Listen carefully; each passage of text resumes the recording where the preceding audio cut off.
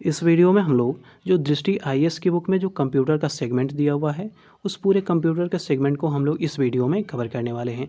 Basically आप लोग जिन भी कंपटीशन एग्ज़ाम की तैयारी कर रहे हों, जिनमें अगर कंप्यूटर से रिलेटेड क्वेश्चन पूछे जाते हैं तो उन सभी एग्ज़ामों के लिए काफ़ी इंपॉर्टेंट रहने वाला है।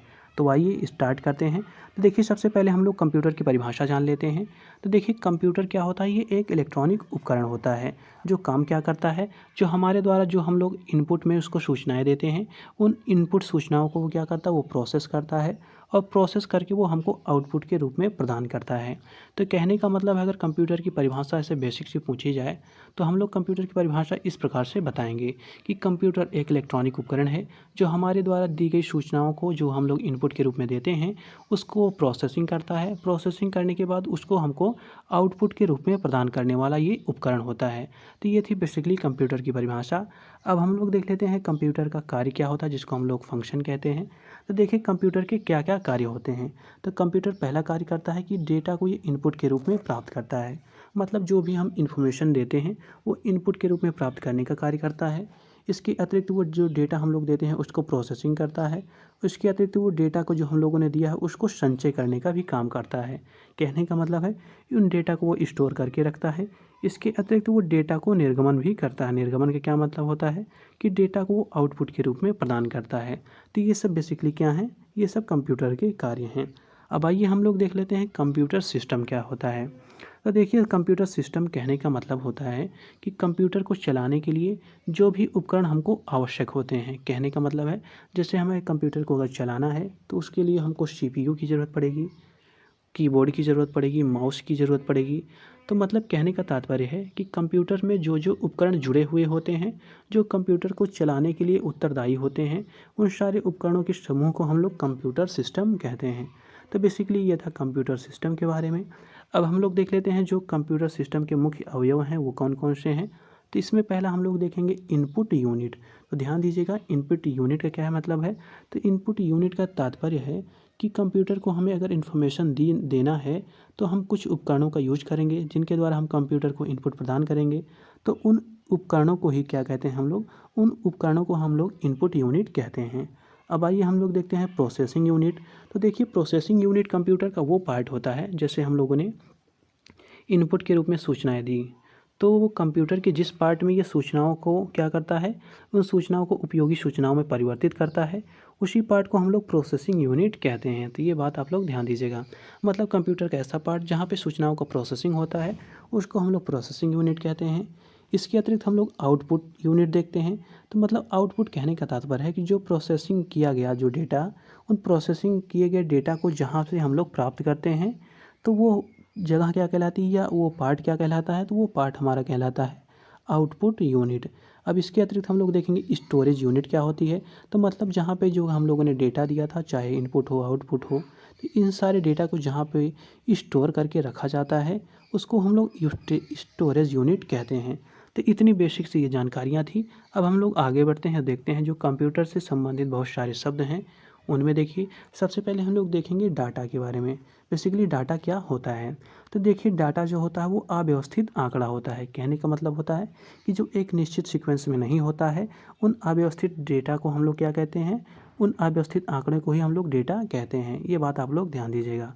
अगर ध्यान दीजिएगा, एक क्वेश्चन इस प्रकार से पूछा जा सकता है कि अगर डेटा सिर्फ केवल अगर अंकों के रूप में होता है तो उसको हम लोग संख्यात्मक डेटा कहते हैं। कहने का मतलब होता है जिसको हम लोग न्यूमेरिक डेटा कहते हैं। अगर कोई डेटा है जैसे हमने यूज किया कोई भी डिजिट अगर कंप्यूटर में देने के लिए, तो इन सारे डेटा को हम लोग, अगर उसमें सिर्फ केवल अंक हैं तो उसको हम लोग संख्यात्मक या न्यूमेरिक डेटा कहते हैं। अगर उन डेटा में हम लोग अंकों के साथ साथ अक्षरों और चिन्हों का भी यूज़ करते हैं तब ऐसे डेटा को हम लोग अल्फ़ा न्यूमेरिक डेटा कहते हैं। ध्यान दीजिएगा, क्या कहते हैं, अल्फ़ा न्यूमेरिक डेटा उसको कहा जाता है। अब आइए हम लोग देख लेते हैं सूचना क्या होती है कंप्यूटर में। तो कंप्यूटर में सूचना कहने का तात्पर्य होता है कि जैसे कंप्यूटर कोई भी डेटा हम लोगों ने दिया और उसको जो वो प्रोसेसिंग कर लेता है उस डेटा को, तो प्रोसेसिंग किए हुए डेटा को हम लोग क्या कहते हैं, इसको हम लोग सूचना कहते हैं। तो ध्यान दीजिएगा, प्रोसेसिंग के बाद जो व्यवस्थित उपयोगी डेटा होता है उसी को हम लोग सूचना कहते हैं। अब आइए हम लोग देख लेते हैं निर्देश क्या होता है, जिसको हम लोग इंस्ट्रक्शन कहते हैं। तो इंस्ट्रक्शन का क्या मतलब होता है कि हम लोग अगर कंप्यूटर का यूज करते हैं तो कंप्यूटर को जो हम लोग कमांड देते हैं उस कमांड को ही हम लोग क्या कहते हैं, निर्देश या इंस्ट्रक्शन कहते हैं। अब हम लोग देख लेते हैं प्रोग्राम क्या होता है। काफ़ी बार पूछा जाता है कि कंप्यूटर के जो हैं वो प्रोग्राम क्या होते हैं। तो देखिए, कंप्यूटर में प्रोग्राम कहने का मतलब होता है अगर हम ढेर सारे निर्देशों को, अभी हम लोगों ने ऊपर पढ़ा था इंस्ट्रक्शन के बारे में, अगर हम लोग जो ढेर सारे निर्देश हैं उनको हम लोग कंप्यूटर को एक साथ प्रदान करते हैं तो इसी को हम लोग प्रोग्राम कहते हैं। मतलब प्रोग्राम क्या है, तो प्रोग्राम है निर्देशों का समूह। ये बात ध्यान दीजिएगा, निर्देशों के समूह को ही हम लोग क्या कहते हैं, इसको हम लोग प्रोग्राम कहते हैं। अब आइए आगे बढ़ते हैं हम लोग और इन्फॉर्मेशन देखते हैं। तो देखिए, अब हम लोग देखेंगे कंप्यूटर का विकास। कहने का मतलब है कंप्यूटर का विकास किस क्रम में हुआ है, कब से इसका विकास आरंभ हुआ है और प्रेजेंट में इसकी क्या सिचुएशन है। तो देखिए, सबसे पहले अगर हम लोग देखते हैं कंप्यूटर के विकास के क्रम में, तो सबसे पहले स्टार्टिंग होती है 1642 से। तो 1642 में क्या होता है, तो प्रथम एक गणना करने वाली मशीन बनाई जाती है जिसका नाम रहता है पास्कलाइन। नाम याद रखिएगा, पास्कलाइन। एक मशीन बनाई जाती है, एक तरह से ये छोटा सा उपकरण था जो सिर्फ क्या काम करती थी, सिर्फ गणना करने का काम करती थी, मतलब जो कैलकुलेशन का कार्य करती थी। तो ये पहली मशीन बनाई गई जिसका नाम पास्कलाइन था और इसको 1642 में बनाया गया। और बनाया किसने था, ये काफ़ी बार पूछा जाता है। तो ये बनाया था ब्लेज पास्कल ने, तो इसको ध्यान दीजिएगा। उसके बाद क्या होता है, उसके बाद एक जो अंग्रेज गणितज्ञ रहते हैं जिनका नाम रहता है चार्ल्स बेबेज। ये क्या करते हैं, ये वाष्प से चलने वाला एक क्या करते हैं, एक गणना करने वाला उपकरण बनाते हैं जिसको विश्लेषणात्मक इंजन का नाम दिया जाता है। इसी को हम लोग आधुनिक समय में कंप्यूटर कहते हैं। तो अगर पूछा जाए कंप्यूटर का आविष्कार या कंप्यूटर का जन्मदाता कौन है, तो वो है चार्ल्स बेबेज। इनको कंप्यूटर का जन्मदाता कहा जाता है। और एक बात यहाँ पे ध्यान दीजिएगा कि जो ये कंप्यूटर पहले चलता था, जो चार्ल्स बेबेज ने बनाया था, वो वाष्प से चलता था, मतलब स्ट्रीम से चलता था। ये बात आप लोग ध्यान दीजिएगा। इसके अतिरिक्त एक क्वेश्चन डायरेक्ट ऐसे बनता है कि जो डिफरेंस इंजन है, ध्यान दीजिएगा, डिफरेंस इंजन का विकास किसने किया था या इसको बनाया किसने था, तो ये भी बनाया था चार्ल्स बेबेज ने। तो यहाँ पे चार्ल्स बेबेज के बारे में दो चीज़ें काफ़ी इंपॉर्टेंट हैं, ध्यान दीजिएगा कि चार्ल्स बेबेज ने पहले ही कंप्यूटर का आविष्कार किया, मतलब ये कंप्यूटर के जन्मदाता कहलाते हैं। इसके अतिरिक्त जो डिफरेंस इंजन है इसका भी आविष्कार इन्होंने किया था। उसके बाद आता है समय 1890 का। देखिए 1890 में क्या होता है, एक व्यक्ति रहते हैं जिनका नाम रहता है हरमन हॉलेरिथ। इनके द्वारा पंच कार्ड बनाया जाता है। अब बेसिकली ये पंच कार्ड क्या था, तो पंच कार्ड में हम लोग क्या करते थे, जो गणना से संबंधित जानकारियाँ होती थी इनको स्टोर करने का काम किया जाता था। मतलब ये एक तरह से ये क्या थी, स्टोरेज डिवाइस थी। तो ध्यान दीजिएगा, डायरेक्ट पूछा जाएगा क्वेश्चन, जो पंच कार्ड है वो क्या था, तो वो एक स्टोर करने वाला उपकरण था और इसको बनाया था हरमन हॉलेरिथ द्वारा। वर्ष 1890 में इसको बनाया गया था। इसके बाद आता है टाइम ड्यूरेशन, वर्ष 1936 का। तो 1936 में एलन ट्यूरिंग द्वारा क्या किया जाता है, ट्यूरिंग मशीन का विकास किया जाता है। तो ध्यान दीजिएगा, ये जो ट्यूरिंग मशीन है इसी को कहा जाता है कि ये कंप्यूटर का पूर्वज है। कहने का मतलब है कि जो ये ट्यूरिंग मशीन बनती है इसे आधुनिक कंप्यूटर की मूल अवधारणा इसी पर आधारित है। कहने का मतलब है कि जो मूल हमारे लोग के अब कंप्यूटर बनते हैं वो ट्यूरिंग मशीन के सिद्धांत पर ही आधारित रहते हैं। और इसको बनाया किसने था ट्यूरिंग मशीन को, तो एलन ट्यूरिंग ने इसको बनाया था। इसलिए क्या कहा जाता है, एलन ट्यूरिंग को आधुनिक कंप्यूटर का जनक माना जाता है। मोस्ट इंपॉर्टेंट है, इसको ध्यान दीजिएगा, इंपॉर्टेंट की कैटेगरी में इसको शामिल करिए, क्योंकि कहा जाता है कि जो एलन ट्यूरिंग है उनको आधुनिक कंप्यूटर का जनक माना जाता है। वहीं अगर सिर्फ कंप्यूटर का जनक देखिए तो वो चार्ल्स बेबेज को कहा जाता है। अब हम लोग आगे बढ़ते हैं, अगला देख लेते हैं ड्यूरेशन। उसके बाद टाइम आता है 1944। तो 1944 में स्वचालित अनुक्रम नियंत्रित जो कैलकुलेटर था उसको बनाया जाता है। इसका नाम क्या था, इसका नाम था मार्क फर्स्ट। तो ध्यान दीजिएगा, जो मार्क फर्स्ट है वो क्या है, वो स्वचालित कैलकुलेटर है। इसको बनाया गया 1944 में। इसके बाद टाइम ड्यूरेशन आता है 1945 का। तो 1945 में जो गणितज्ञ रहते हैं जिनका नाम रहता है जॉन वान न्यूमैन, इनके द्वारा पहली बार क्या किया जाता है, स्टोर्ड प्रोग्राम की अवधारणा प्रस्तुत की जाती है। मोस्ट इंपॉर्टेंट ये भी है। तो स्टोर्ड प्रोग्राम की अवधारणा किसके द्वारा प्रस्तुत की जाती है, तो वॉन न्यूमैन के द्वारा इसको प्रस्तुत किया जाती है। और इसमें था क्या, इसको भी देख लेते हैं। तो न्यूमैन ने ही बाइनरी नंबर सिस्टम तथा कंप्यूटर आर्किटेक्चर की अवधारणा भी दी थी। तो ध्यान दीजिएगा, वॉन न्यूमैन ने क्या किया था, तो पहली बार स्टोर्ड प्रोग्राम की अवधारणा दी थी। इसके अतिरिक्त बाइनरी नंबर सिस्टम तथा जो कंप्यूटर आर्किटेक्चर है की अवधारणा भी वॉन न्यूमैन ने दी थी। तो ये इनके बारे में काफ़ी जो इम्पोर्टेंट है वो इन्फॉर्मेशन ये दी गई है।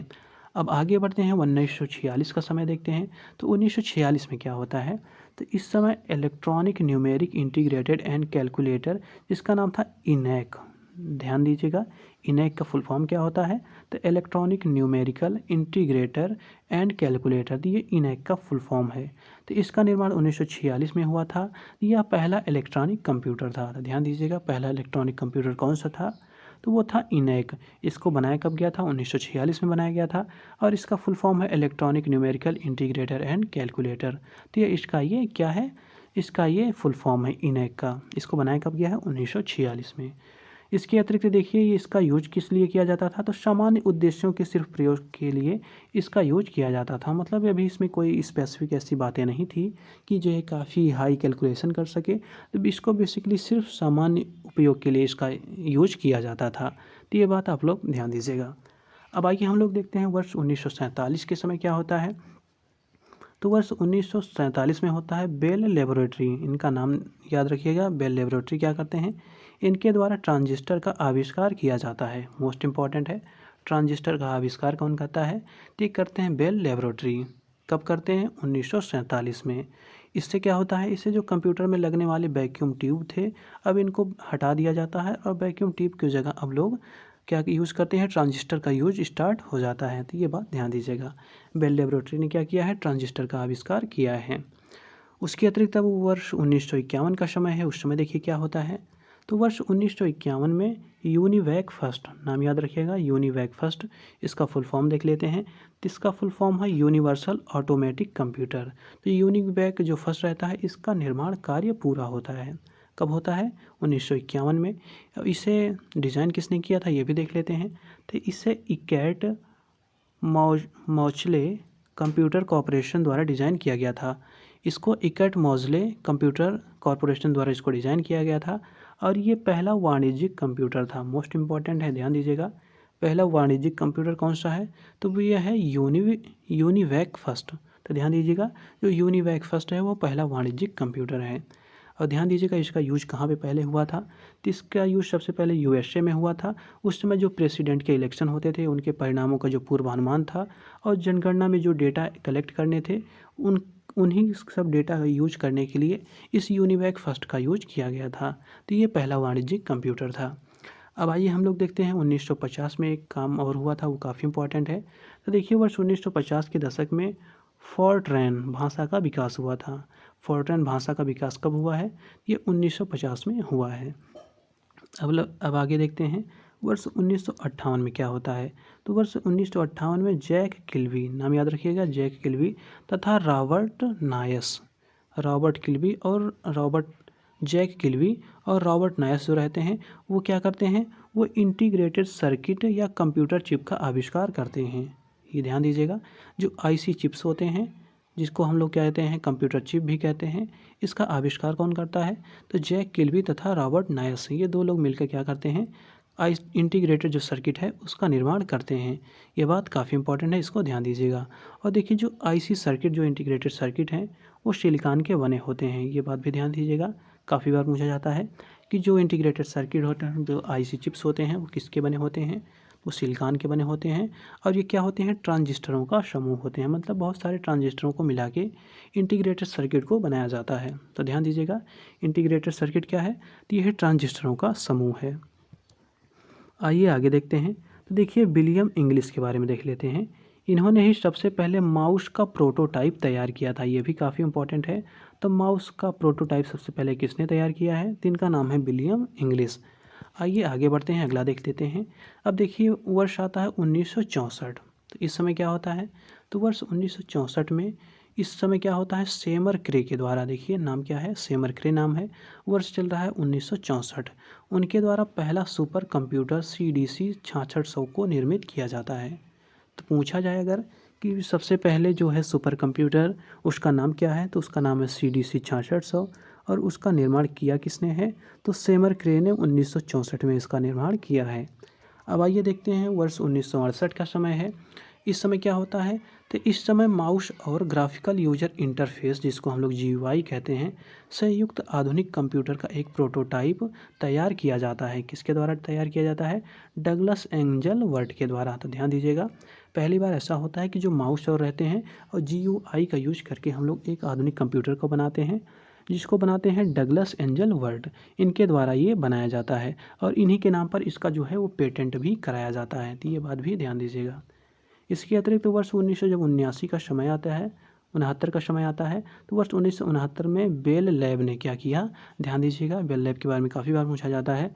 तो बेल लैब ने यूनिक्स ऑपरेटिंग सिस्टम का विकास किया। तो यूनिक्स जो ऑपरेटिंग सिस्टम है उसका विकास किया है बेल लैब ने। इसके बाद इसको क्या किया जाता है? इसके बाद इसमें सी प्रोग्रामिंग लैंग्वेज में इसको लिखा गया है। तो ध्यान दीजिएगा, यूनिक्स का आविष्कार किसने किया है? बेल लैब ने किया है। इसके बाद इसमें सी प्रोग्रामिंग लैंग्वेज को इसमें लिखा जाता है। आइए अगले देख लेते हैं, वर्ष 1970 में क्या होता है। तो जब वर्ष 1970 का समय आता है तो इस समय इंटेल द्वारा एक डायनेमिक एक्सेस मेमोरी, जिसको DRAM कहते हैं, तो ध्यान दीजिएगा, DRAM का फुल फॉर्म पूछा जा सकता है। तो DRAM का फुल फॉर्म होता है डायनेमिक एक्सेस मेमोरी। इस चिप का निर्माण किया गया, तो कब किया गया? इंटेल के द्वारा 1970 में DRAM का निर्माण किया जाता है। उसके बाद आता है वर्ष 1973 का समय। इस समय जेरॉक्स टीम के सदस्यों ने रॉबर्ट मेटकाफ द्वारा ईथरनेट का विकास किया। मोस्ट इम्पॉर्टेंट है, ईथरनेट का विकास किसने किया था? तो ईथरनेट का विकास किया था जो जेरॉक्स टीम के सदस्य थे, जिनका नाम था रॉबर्ट मेटकाफ। इनके द्वारा ईथरनेट का आविष्कार 1973 में किया जाता है। यह विकास इनके द्वारा किया जाता है। अब आइए अगले देख लेते हैं, वर्ष 1975 में क्या होता है। तो 1975 में पॉल एलन तथा जो बिल गेट्स रहते हैं, इनके द्वारा माइक्रोसॉफ्ट कंपनी की स्थापना की जाती है। तो माइक्रोसॉफ्ट कंपनी याद रखिएगा, इसकी स्थापना 1975 में की जा रही है। इसके अतिरिक्त देखते हैं, वर्ष 1976 का समय आता है। इस समय क्या होता है? तो इस समय स्टीव जॉब्स तथा स्टीव वर्जिनिक द्वारा एप्पल कंप्यूटर्स की शुरुआत की जाती है। इसके अतिरिक्त आइए देखते हैं, वर्ष 1981 में क्या होता है। तो 1981 का समय है। उस समय ऑसबॉम फर्स्ट जो रहते हैं, ऑसबॉम फर्स्ट को विश्व का पहला पोर्टेबल कंप्यूटर माना जाता है। तो ऑसबॉम जो फर्स्ट है वो क्या है? वो विश्व का पहला पोर्टेबल कंप्यूटर है, इसको ध्यान दीजिएगा।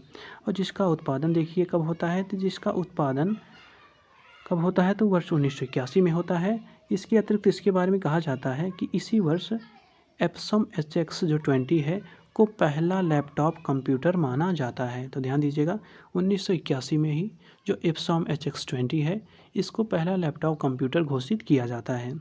अब आइए देखते हैं वर्ष 1983 के समय। तो वर्ष 1983 में GUI, जिसको हम लोग कहते हैं ग्राफिकल यूजर इंटरफेस, से युक्त पहला पर्सनल कंप्यूटर एप्पल का लीजा था। तो ध्यान दीजिएगा, अगर पूछा जाए कि GUI से युक्त पहला जो है पर्सनल कंप्यूटर, वो उसका नाम क्या था, तो उसका नाम लीजा था। इसको बनाया था एप्पल ने। अगला पॉइंट इसी में देख लीजिए, गैविलियन SC जो है वो पहला पोर्टेबल कंप्यूटर था। तो गैविलियन जो SC था वो क्या था? गैविलियन SC जो था वो पहला पोर्टेबल कंप्यूटर था, जिसे लैपटॉप के नाम से मार्केट में उतारा गया था। तो पूछा जा सकता है कि लैपटॉप नाम से मार्केट में उतारा गया कंप्यूटर कौन सा था, तो था गैविलियन SC। आइए अगला देखते हैं, 1985 के समय क्या होता है। तो 1985 में माइक्रोसॉफ्ट ने Windows graphical operating system launch किया। क्या किया था? जो विंडोज़ ग्राफिकल ऑपरेटिंग सिस्टम है उसको 1985 में माइक्रोसॉफ्ट ने लॉन्च किया था। और इसके अतिरिक्त जो symbolics.com है वो पहला रजिस्टर्ड डोमेन था। पहला रजिस्टर्ड डोमेन क्या था? तो वो symbolics.com था। अगला देखिए, वर्ष 1990 का समय आता है। इस समय टिम वर्नर्स ली ने क्या किया? हाइपर टेक्स्ट मार्कअप लैंग्वेज, जिसको HTML कहते हैं, उसका विकास किया। तो ध्यान दीजिएगा, इनके बारे में काफ़ी इंपॉर्टेंट कुछ एडिशनल इन्फॉर्मेशन और है, देख लेते हैं। तो देखिए, टिम वर्नर ली जो है, इनका काफ़ी नाम है, इन्होंने ही HTML का विकास किया था। इसके अतिरिक्त जो www का है, इसका भी आविष्कार इन्होंने ही 1989 में किया था। उसके अतिरिक्त देखिए, जो टिम वर्नर्स ली हैं उन्होंने पहली बार URL, ध्यान दीजिएगा, यूनिफॉर्म सोर्स लोकेटर की भी रचना की थी। तो देखिए, टिम वर्नर्स ली के बारे में इतनी जो इन्फॉर्मेशन है वो काफ़ी इंपॉर्टेंट है। एक बार फिर से देख लेते हैं, क्योंकि इनसे रिलेटेड बहुत सारे क्वेश्चन पूछे जाते हैं। तो देखिए, जो टिम वर्नर ली हैं, इनके द्वारा HTML का विकास किया जाता है। इसके अतिरिक्त जो www है, इसका आविष्कार भी इन्हों के द्वारा ही किया जाता है। इसके अतिरिक्त जो URL है, जिसका फुल फॉर्म होता है यूनिफॉर्म रिसोर्स लोकेटर, इसकी स्थापना भी, इसकी रचना भी इन्हीं के द्वारा की जाती है। अब इसके अतिरिक्त जब हम लोग आते हैं वर्ष 1993 में, उसमें देखते हैं क्या होता है। तो वर्ष 1993 में इंटेल ने पेंटियम माइक्रो प्रोसेसर प्रस्तुत किया। तो 1993 में क्या होता है, इंटेल जो कंपनी है उसने पेंटियम माइक्रो प्रोसेसर को प्रस्तुत किया था। उसके अतिरिक्त देखिए जो सेंग्रेई ब्रिन है तथा लैरी पेज ने क्या किया था, गूगल सर्च इंजन का भी विकास इसी समय किया था। इसके अतिरिक्त जब समय आता है 2004 का, तो इस समय क्या होता है, मोजिला फायरफॉक्स 1.0 नामक एक वेब ब्राउज़र तथा फेसबुक नामक सोशल नेटवर्किंग साइट को मार्केट में लॉन्च किया गया था। तो ध्यान दीजिएगा, जो ये क्या है फेसबुक, ये फेसबुक कब लॉन्च किया जाता है, तो इसको लॉन्च किया जाता है 2004 में। इसके अतिरिक्त देखिए जो यूट्यूब है, यूट्यूब को वर्ष 2005 में लॉन्च किया गया था, जो क्या थी, वीडियो शेयरिंग सर्विस थी। ध्यान दीजिएगा, जहाँ पे हम लोग क्लास कर रहे हैं, जो यूट्यूब है इसकी स्थापना होती है या इसको लॉन्च किया जाता है 2005 में। अब आइए हम लोग कंप्यूटर की जो पीढ़ियाँ हैं उनको देख लेते हैं। तो देखिए जो जनरेशन्स होती हैं कंप्यूटर की वो क्या होती हैं। तो वर्तमान में अगर हम लोग देखें तो जो कंप्यूटर है उसकी 5 पीढ़ियाँ अस्तित्व में आ चुकी हैं। तो इन पीढ़ियों को परिवर्तित क्यों किया जाता है, तो देखिए पीढ़ियों का परिवर्तन इसलिए होता है कि जैसे जैसे हम लोग पीढ़ी का परिवर्तन करते जाते हैं, जिससे मतलब पहली पीढ़ी थी, दूसरी पीढ़ी थी, इस प्रकार 5 पीढ़ियाँ आई हैं। तो पहली पीढ़ी में जो कमियाँ थी कंप्यूटर में उसको दूर किया गया दूसरी में जो कमियाँ थी उसको तीसरी में दूर किया गया। इसी प्रकार जो कमियाँ रहती हैं और उनको दूर किया जाता है तथा उनकी जो क्षमता, दक्षता और जो उनकी इफ़िशियंसी है उसको बढ़ाने के लिए ही क्या किया जाता है, कंप्यूटर की पीढ़ियाँ लाई जाती हैं, ताकि जो कंप्यूटर हैं उनको अधिक छोटा, सस्ता, दक्षशाली व शक्तिशाली बनाया जा सके। तो इसलिए इन कंप्यूटर की पीढ़ियों को लाया जाता है। अब आइए हम लोग कंप्यूटर की पीढ़ियों के बारे में देख लेते हैं।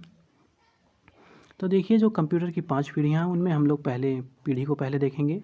तो देखिए जो पहली पीढ़ी है उसका टाइम ड्यूरेशन है 1940 से 1956। तो इस समय जो कंप्यूटर की प्रथम पीढ़ी है। तो देखिए इस समय के कंप्यूटर की विशेषताएं क्या हैं और जो कंप्यूटर है उनमें कमियां क्या क्या हैं। तो देखिए इस समय के कंप्यूटर जो है उनका आकार बहुत बड़ा है, मतलब बृहद आकार है। उस समय हम लोग वैक्यूम ट्यूब का यूज करते थे, ध्यान दीजिएगा, वहाँ पे सर्किट का यूज़ नहीं किया जाता, वैक्यूम ट्यूब का यूज़ करते थे। इसके अतिरिक्त हम लोग मैग्नेटिक ड्रम का यूज़ करते थे मेमोरी के लिए क्या यूज़ किया जाता था, मैग्नेटिक ड्रम यूज़ किया जाता था। तो इसमें देखिए कुछ इसकी जो कमियां थी वो क्या थी, तो इसमें सबसे ज़्यादा क्या होता था, इलेक्ट्रिसिटी का यूज किया जाता था, मतलब अत्यधिक विद्युत ऊर्जा की इसमें आवश्यकता होती थी। इसके अतिरिक्त इसमें ऊष्मा का उत्सर्जन भी बहुत ज़्यादा मात्रा में होता था, मतलब इसको बहुत ज़्यादा मात्रा में इलेक्ट्रिसिटी की ज़रूरत पड़ती थी। इसके अतिरिक्त ये बहुत ज़्यादा मात्रा में ऊष्मा का उत्सर्जन भी करता था। तो ये बेसिकली इसकी कमियाँ थी और इसका बहुत बड़ा आकार, इसकी एक तरह ये भी कमी थी। इसके अतिरिक्त देखिए इसमें जो यूज होता था वो मशीनी भाषा का यूज इसमें किया जाता था। ध्यान दीजिएगा, पूछा जाए कि मशीनी भाषा का यूज कहाँ होता था, वो पहली पीढ़ी के कंप्यूटरों में होता था। इसके अतिरिक्त देखिए जो इनपुट के लिए यहाँ पे पंच कार्ड का यूज होता था एवं पेपर टेप तथा आउटपुट के लिए क्या यूज किया जाता था, प्रिंटर का यूज किया जाता था। तो ये सब क्या हैं, ये सब जो प्रथम पीढ़ियों के कंप्यूटर हैं उनकी विशेषताएं और जो उनकी कमियां थी वो हैं। इसके अतिरिक्त एक बात यहाँ पे और ध्यान दीजिएगा, ये काफ़ी बार पूछा जाता है कि जो यूनिवैक है और जो इनैक हैं वो किस पीढ़ी के कंप्यूटर हैं। तो ये सब प्रथम पीढ़ी के कंप्यूटर हैं, मोस्ट इंपॉर्टेंट है, इसको ध्यान दीजिएगा। आइए अब जो दूसरी पीढ़ी है जिसको हम लोग सेकेंड जनरेशन कहते हैं, इसमें देखिए तो इसका टाइम ड्यूरेशन है 1956 से 1963 के मध्य। और इसकी देखिए विशेषताएं क्या क्या हैं। तो देखिए इस पीढ़ी में जो है ट्रांजिस्टर ने क्या किया था, वैक्यूम ट्यूब का स्थान ले लिया, मतलब पहले वैक्यूम जो ट्यूब यूज़ होती थी अब वहाँ पे ट्रांजिस्टर यूज़ होने लगा। इसके अतिरिक्त मैग्नेटिक कोर तकनीकी है ने मैग्नेटिक ड्रम का स्थान ले लिया। इसके अतिरिक्त जो असेंबली भाषा थी उसने जो मशीनी भाषा का पहले यूज किया जाता था उसका स्थान ले लिया। इस प्रकार समझिएगा, ध्यान दीजिएगा कि जो पहले से कंप्यूटर थे, जो प्रथम पीढ़ी के कंप्यूटर थे, उनमें कुछ सुधार किया गया और उससे उन कंप्यूटरों को पहले से छोटा किया गया, उसको सस्ता किया गया, उसको तेज़ बनाने का प्रयास किया गया और उसको जो है अधिक उसकी ऊर्जा दक्षता है उसको बनाए रखने का भी इसमें कार्य किया गया। तो ये कार्य उसमें किए गए, लेकिन फिर भी इसकी कुछ कमियां रह गई, उनको देख लेते हैं। फिर भी इनमें कमी ये थी कि जो उसमें सबसे ज़्यादा अधिक ऊर्जा की खपत होती थी वो समस्या अभी भी बनी रहती है। मतलब कहने का तात्पर्य है कि जो सबसे ज़्यादा उसमें ऊर्जा की ज़रूरत होती थी अभी भी उसमें जो द्वितीय पीढ़ी हम लोगों ने बनाया, मतलब जो उसमें ऊर्जा की ज़रूरत थी अभी भी उसमें ऊर्जा की ज़रूरत ज़्यादा पड़ती थी, मतलब ज़्यादा वो इलेक्ट्रिसिटी का कंज्यूम करता था। तो द्वितीय पीढ़ी में ये समस्या बनी रही। उसके बाद आती है तृतीय पीढ़ी। तो देखिए तृतीय पीढ़ी का हम लोग टाइम ड्यूरेशन देखते हैं, तो ये है 1964 से 1971 के मध्य। इसको हम लोग थर्ड जनरेशन कहते हैं। तो देखिए इस समय क्या यूज हो रहा है, तो इस समय हम लोग इंटीग्रेटेड सर्किट के विकास ने क्या किया था, कंप्यूटर की गति तथा क्षमता जो थी उसमें अधिक परिवर्तन कर दिया। मतलब अगर पूछा जाए कि जो इंटीग्रेटेड सर्किट है जिसको हम लोग आईसी चिप्स कहते हैं, इसका विकास किस पीढ़ी के कंप्यूटरों के विशेषताएं हैं, तो वह है तृतीय पीढ़ी की। ये बात आप लोग ध्यान दीजिएगा। इसके अतिरिक्त देखिए इसमें कीबोर्ड, मॉनिटर तथा ऑपरेटिंग सिस्टम के साथ इसमें इंटरफेस का भी उपयोग क्या किया जाने लगा, इसमें किया जाने लगा। तो इसलिए क्या कहा जा रहा है कि इस इतने जो उपकरण हैं, इतने एप्लीकेशन को एक साथ उपयोग करने की जो क्षमता आई वो तृतीय पीढ़ी के कंप्यूटरों में आई है। ये बात भी आप लोग ध्यान दीजिएगा। और एक बात यहाँ पे स्पेशली ध्यान दीजिएगा, जो पहली बार जो कंप्यूटर आया है वो सामान्य जन को सुलभ हुए। मतलब जो तृतीय पीढ़ी के कंप्यूटर हैं वो सामान्य जनों को ये उपलब्ध होने लगे। तो इनकी ये विशेषताएं हैं। अब आइए हम लोग चौथी पीढ़ी के जो कंप्यूटर हैं जिसको हम लोग फोर्थ जनरेशन कहते हैं, इसको देखते हैं। तो देखिए फोर्थ जनरेशन के कंप्यूटर हैं, इनको हम लोग प्रेजेंट में भी यूज़ करते हैं। इसका टाइम ड्यूरेशन रहा 1971 से प्रेजेंट तक ये अभी एग्जिस्ट करता है। इसको हम लोग फोर्थ जनरेशन कहते हैं। तो इसमें देखिए क्या यूज होता है, तो इसमें हम लोग माइक्रो प्रोसेसर का यूज करते हैं। और माइक्रो प्रोसेसर क्या होता है, तो इनमें हज़ारों इंटीग्रेटेड सर्किट एक ही सिलिकॉन चिप पर लगी होती है।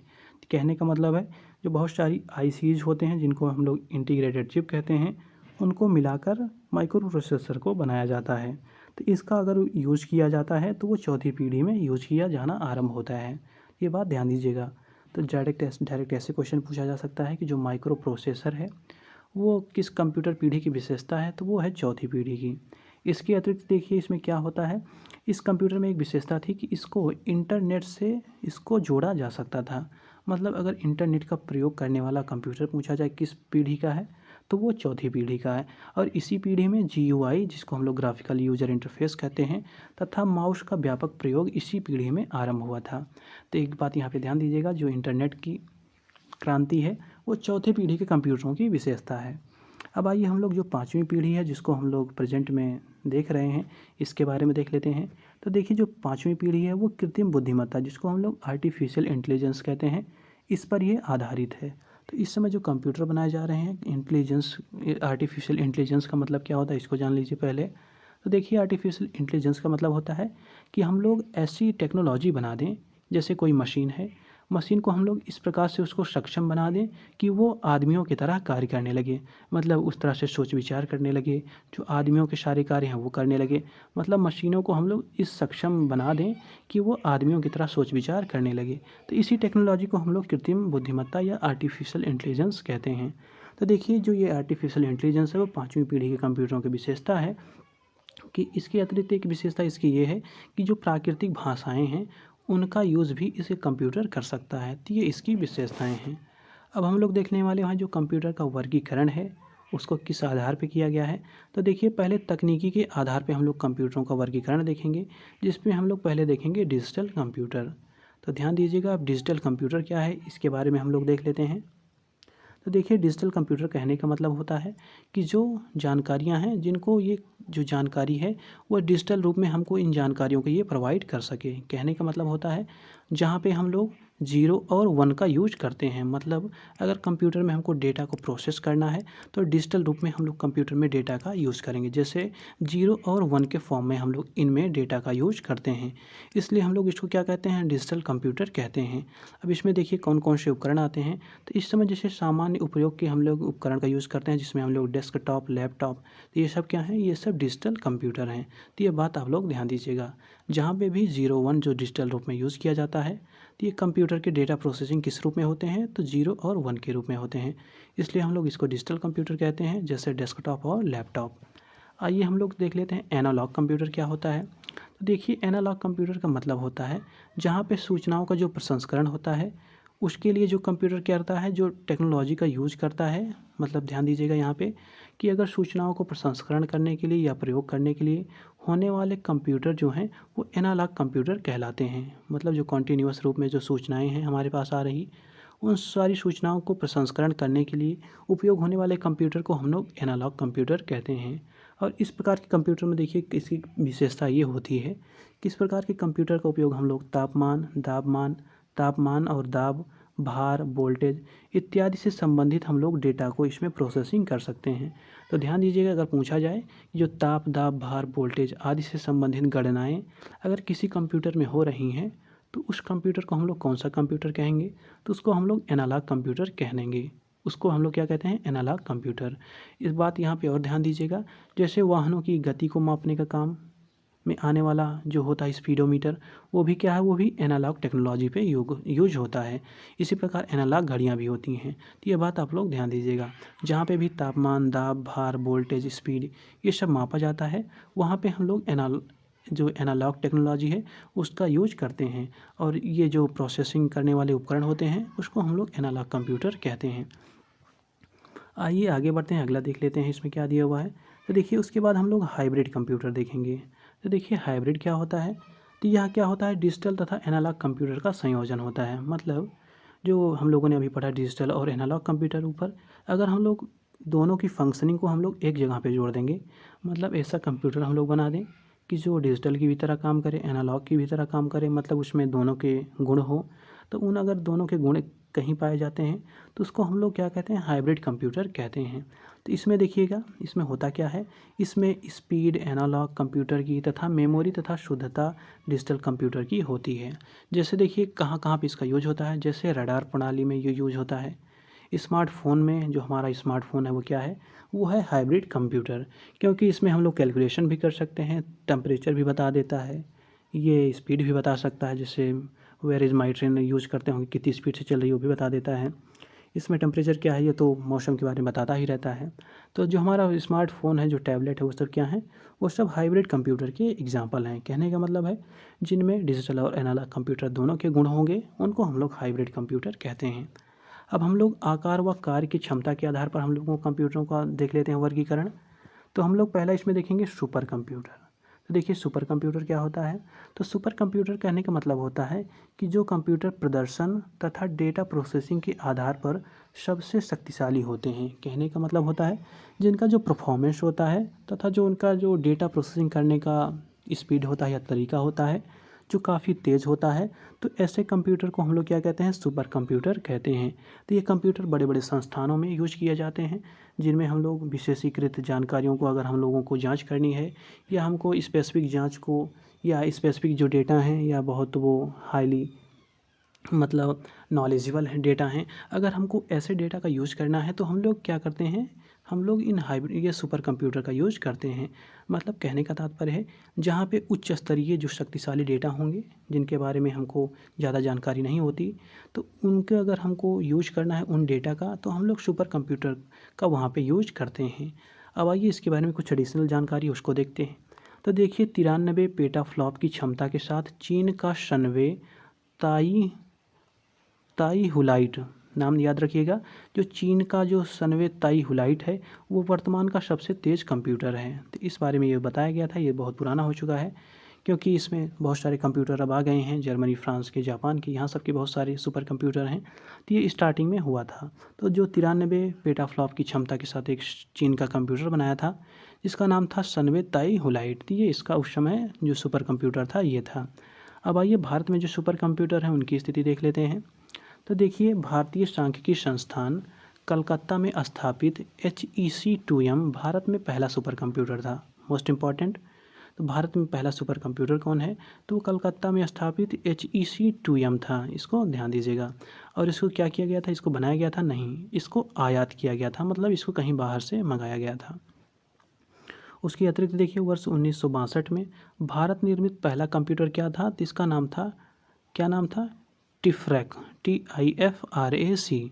तो जो पहला निर्मित कंप्यूटर है भारत का उसका नाम है टिफ्रैक और इसका फुल फॉर्म है Tata institute of fundamental research automatic calculator. तो ध्यान दीजिएगा, टिफ्रैक जो है उसका फुल फॉर्म है Tata institute of fundamental research automatic calculator और ये भारत का पहला कंप्यूटर है। इसको बनाया कब गया था? 1962 में। अगला देखिए जो परम है, परम का फुल फॉर्म काफ़ी बार पूछा जाता है, तो ध्यान दीजिएगा। पैरेलल मशीन, परम का फुल फॉर्म क्या है? Parallel machine. परम 800 इसका पूरा नाम है। तो ध्यान दीजिएगा, परम 800 क्या है? ये भारत का पहला सुपर कंप्यूटर था। पूछा जाए कि भारत का पहला सुपर कंप्यूटर कौन सा था, तो वो था परम 800। इसको बनाया किसने था, देख लीजिए। इसे सीडैक, जिसका फुल फॉर्म होता है central for development of advance computing, द्वारा वर्ष 1991 में निर्मित किया गया था। तो ध्यान दीजिएगा, जो परम 800 है वो भारत का पहला सुपर कंप्यूटर है। इसे सीडैक ने 1991 में बनाया था। उसके बाद देखिए, जो परम युवा सेकंड आता है वो भारत का सबसे तेज़ चलने वाला, इसकी गति क्या थी, 529 टेराफ्लॉप्स, ये सुपर कंप्यूटर था। तो भारत का सबसे तेज़ सुपर कंप्यूटर कौन है, तो परम युवा सेकंड है। अगर पूछा जाए भारत का पहला सुपर कंप्यूटर कौन था, तो वो था परम 800। इसके बाद देखिए, जो परम है ईशान है, देखिए परम ईशान क्या है, ये परम श्रेणी का हाल ही में प्रदर्शित सुपर कंप्यूटर है जो IIT गुवाहाटी तथा सीडैक द्वारा निर्मित किया गया है। इसके अतिरिक्त हम लोग देख लेते हैं मेन फ्रेम कंप्यूटर क्या होता है। ये काफ़ी बार पूछा जाता है, ध्यान दीजिएगा इसके बारे में। देखिए, जो मेन फ्रेम कंप्यूटर होता है ये आकार में बड़े तथा महंगे कंप्यूटर होते हैं जो एक साथ हजारों उपयोगकर्ताओं को कार्य करने की सुविधा प्रदान करते हैं। करने का मतलब होता है कि आकार में बहुत बड़े होते हैं, बहुत महंगे होते हैं, और इनमें एक साथ अगर हजारों लोग काम करना चाहें तो वो वहाँ पे कर सकते हैं। सामान्यतः जहाँ सुपर कंप्यूटर का एक ही प्रोग्राम पर बहुत तेज़ गति से कार्य करने की क्षमता होती है, कहने का मतलब होती है जहाँ सुपर कंप्यूटर एक ही प्रोग्राम पर बहुत तेज़ गति से कार्य कर सकता है, वहीं मेन फ्रेम जो कंप्यूटर है थोड़ी कम गति से लेकिन हजारों प्रोग्रामों पर एक साथ कार्य कर सकता है। तो ध्यान दीजिएगा, मेन फ्रेम कंप्यूटर इसीलिए बनाया गया है क्योंकि अगर हमको ज़रूरत पड़ी कहीं पे, बहुत सारे जो डेटा है हमारे, अगर हमारे पास हज़ारों लाखों डेटा हैं और उन पे हमको एक साथ काम करना है, तो एक साथ काम करने के लिए हम लोग सुपर कंप्यूटर का यूज़ नहीं कर सकते। तो अगर हमको बहुत सारे डेटा के लिए एक साथ काम करना है तो ऐसे कंप्यूटर को हम लोग यूज़ करते हैं, तो जिनको हम लोग मेन फ्रेम कंप्यूटर कहते हैं। तो ये बात आप लोग ध्यान दीजिएगा, अगर हज़ारों प्रोग्रामों पर हमको एक साथ काम करना है तो हम लोग मेन फ्रेम कंप्यूटर का यूज़ करते हैं। देखिए, इसके बारे में कुछ जो एडिशनल जानकारी उसको भी देखिए। तो कह रहे हैं जो स्टोरेज क्षमता होती है इसकी अत्यधिक होने के कारण इसका उपयोग बड़े संस्थानों जैसे बैंकिंग, बीमा संस्थान, सरकारी संगठन, कंपनियों इत्यादि में ये सब यूज किए जाते हैं। अब आइए हम लोग देख लेते हैं मिनी कंप्यूटर क्या होता है। तो देखिए, मिनी कंप्यूटर का मतलब क्या है, तो इसका उपयोग छोटी कंपनियों या फर्मों द्वारा किया जाता है। तो अगर छोटी कंपनियों या फर्मों द्वारा किया जाता है तो इसको हम लोग मिनी कंप्यूटर कहते हैं। इसका देखिए, इसका विशेष उद्देश्य है कि बड़ी कंपनियों को अलग अलग विभागों द्वारा भी इसका यूज किया। कहने का मतलब होता है कि जैसे कोई बड़ी कंपनी है, वहाँ पे थोड़े थोड़े डिफरेंट अलग अलग डेटा हैं, तो हर जगह एक एक कंप्यूटर आप लगा दीजिए, मतलब ये मिनी कंप्यूटर है। तो एक तरह से छोटे छोटे अगर डेटा को हम लोगों को अलग अलग जगह कैलकुलेट करना है तो हम लोग वहाँ पे मिनी कंप्यूटर का यूज़ कर सकते हैं। सामान्यतः इसे मिड रेंज कंप्यूटर भी कहा जाता है। मिड रेंज कंप्यूटर कौन सा है, तो मिनी कंप्यूटर को हम लोग मिड रेंज कंप्यूटर कहते हैं। क्यों कहा जाता है, क्योंकि इनकी क्षमता सुपर कंप्यूटर तथा मेन फ्रेम कंप्यूटर से कम तथा पर्सनल कंप्यूटर, लैपटॉप इत्यादि से अधिक होती है। ये बात ध्यान दीजिएगा। डायरेक्ट ऐसे स्टेटमेंट बन सकता है। फिर से देख लेते हैं कि कौन से ऐसे कंप्यूटर होते हैं जिनकी क्षमता सुपर कंप्यूटर तथा मेन फ्रेम से कम होती है और पर्सनल कंप्यूटर जैसे लैपटॉप होते हैं इत्यादि से अधिक होती है। तो इसको हम लोग क्या कहते हैं, इसको हम लोग मिनी कंप्यूटर कहते हैं। अब आइए आगे बढ़ते हैं, अगला देख लेते हैं क्या दिया हुआ है। तो देखिए, अब हम लोग देखेंगे माइक्रो कंप्यूटर क्या होता है। मिनी हम लोगों ने देखा, अब हम लोग माइक्रो देखते हैं। तो माइक्रो कंप्यूटर को सामान्य उपयोग हेतु डिज़ाइन किया गया है। मतलब अगर हमको जनरल कोई काम करना है, सामान्य काम करने हैं, जैसे हम लोग शिक्षा, मनोरंजन, छोटे ऑफिस के कार्य आदि के लिए हम लोग इसका यूज करते हैं। देखिए, इसमें desktop computer, gaming consoles, sound and navigation of cars, notebooks, smartphone, ये सब क्या है, ये सब माइक्रो कंप्यूटर के एग्जाम्पल हैं। अब हम लोग देखने वाले हैं कंप्यूटर की भाषाएं। ये काफ़ी इंपॉर्टेंट होता है, इससे रिलेटेड बहुत सारे क्वेश्चन पूछे जाते हैं। तो आइए देखते हैं। तो देखिए, लैंग्वेजेज ऑफ कंप्यूटर क्या हैं। तो कंप्यूटर की भाषाएं कंप्यूटर सिस्टम से संप्रेषण, कम्युनिकेशन की मुख्य माध्यम तथा किसी कार्य के संपादन हेतु कंप्यूटर को दिए गए निर्देश हैं। कंप्यूटर की भाषा क्या है, इसको देख लेते हैं। तो कंप्यूटर भाषा से तात्पर्य होता है कि अगर कंप्यूटर सिस्टम से हमको कम्युनिकेशन करना है, उसके हमें को माध्यम को जानना है या उसको हमको कुछ बताना है, मतलब हमको उसको कुछ इंस्ट्रक्शन देना है, तो हमें एक भाषा को डेवलप करना पड़ेगा जो कंप्यूटर समझता हो।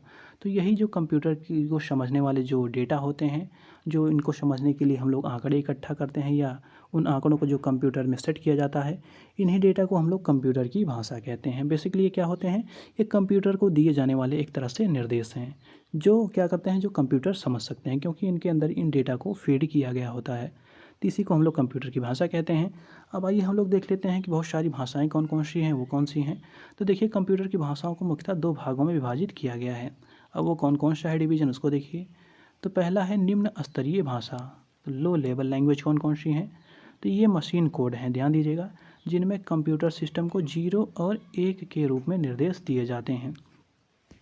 तो अगर कहीं पे निर्देश दिया जा रहा है कंप्यूटर को 0 और 1 के रूप में दिया जा रहा है, तो इसको हम लोग क्या कहेंगे, इसको हम लोग निम्न स्तरीय भाषा कहते हैं। तो इसका देखिए मुख्य कार्य क्या है। तो इसका मुख्य कार्य होता है हार्डवेयर और सिस्टम घटकों का संचालन करना और प्रबंधन और नियंत्रण करना। तो जो हार्डवेयर के सिस्टम है और उनके जो संगठक हैं, इनका अगर हमको संचालित करना है, इनका प्रबंधन और नियंत्रण करना है, तो हम लोग निम्न स्तरीय भाषा का यूज करते हैं। वहीं अगर हम लोग देखते हैं जो दूसरी भाषा है, वो है मशीनी भाषा। इसमें क्या क्या आता है, तो देखिए मशीनी भाषा से क्या तात्पर्य है। तो यह प्रोग्रामिंग भाषा की सबसे निम्न और प्रारंभिक स्तर की सबसे पहले विकसित होने वाली भाषा है। तो ध्यान दीजिएगा, मशीनी भाषा क्या है। तो हम लोगों ने अभी जब कंप्यूटर पढ़ रहे थे तो उसमें देखा था हम लोगों ने, जो प्रथम पीढ़ी के कंप्यूटर थे वहाँ पे हम लोग मशीनी लैंग्वेज का यूज़ करते थे। तो इसीलिए कहा जा रहा है कि ये सबसे पहले और सबसे निम्न स्तर की इसको हम लोग भाषा कहते हैं। मशीनी भाषा एकमात्र भाषा है जिसे कंप्यूटर सीधे समझता है। यह साधारणतया हेक्साडेसिमल में लिखी जाती है। तो ध्यान दीजिएगा, जो ऑर्डिनरी लैंग्वेज होती है उसको हेक्साडेसिमल में लिखा जाता है, और जो ये मशीनी भाषा है वो सबसे पहले विकसित और सबसे प्राचीन या प्रारंभिक स्तर की ये भाषा है। अगला इसी में देख लेते हैं जो मशीनी भाषा, उसके बारे में। तो देखिए, जो मशीनी भाषा होती है इसको बाइनरी नंबर 01 का उपयोग कंप्यूटर को विद्युत सिग्नल भेजने में करती है। जहाँ 0 क्या करता है, 0 विद्युत सिग्नल की अनुपस्थिति को दर्शाता है, मतलब कि अगर करंट कहीं पे नहीं आ रहा है या सिग्नल नहीं आ रहा है तो वो 0 प्रदर्शित करता है। अगर कहीं पे जो विद्युत सिग्नल है वो कहीं पे उपस्थित है तो उनको हम लोग 1 से डिनोट करते हैं, या 1 अगर कहीं पे लिखा हुआ है तो उसका मतलब है कि विद्युत सिग्नल की उपस्थिति को ये दर्शा रहा है। तो ये थी इसके बारे में। अब हम लोग देख लेते हैं जो असेंबली भाषा, उसके बारे में। हम लोगों ने मशीनी भाषा देखी, अब हम लोग देखेंगे असेंबली भाषा क्या है। इससे बहुत सारे क्वेश्चन बनते हैं, ध्यान दीजिएगा इसको। देखिए, असेंबली भाषा से क्या तात्पर्य है। तो द्वितीय पीढ़ी की जो हम लोग प्रोग्रामिंग भाषा है, जिसकी संरचना तथा अनुदेशों के सेट मशीनी भाषा के समान होते हैं, लेकिन इनमें मशीनी भाषा के उपयोग होने वाले अंकों की जगह अंग्रेज़ों के शब्द, नामों तथा संकेतों के उपयोग किए जाते हैं।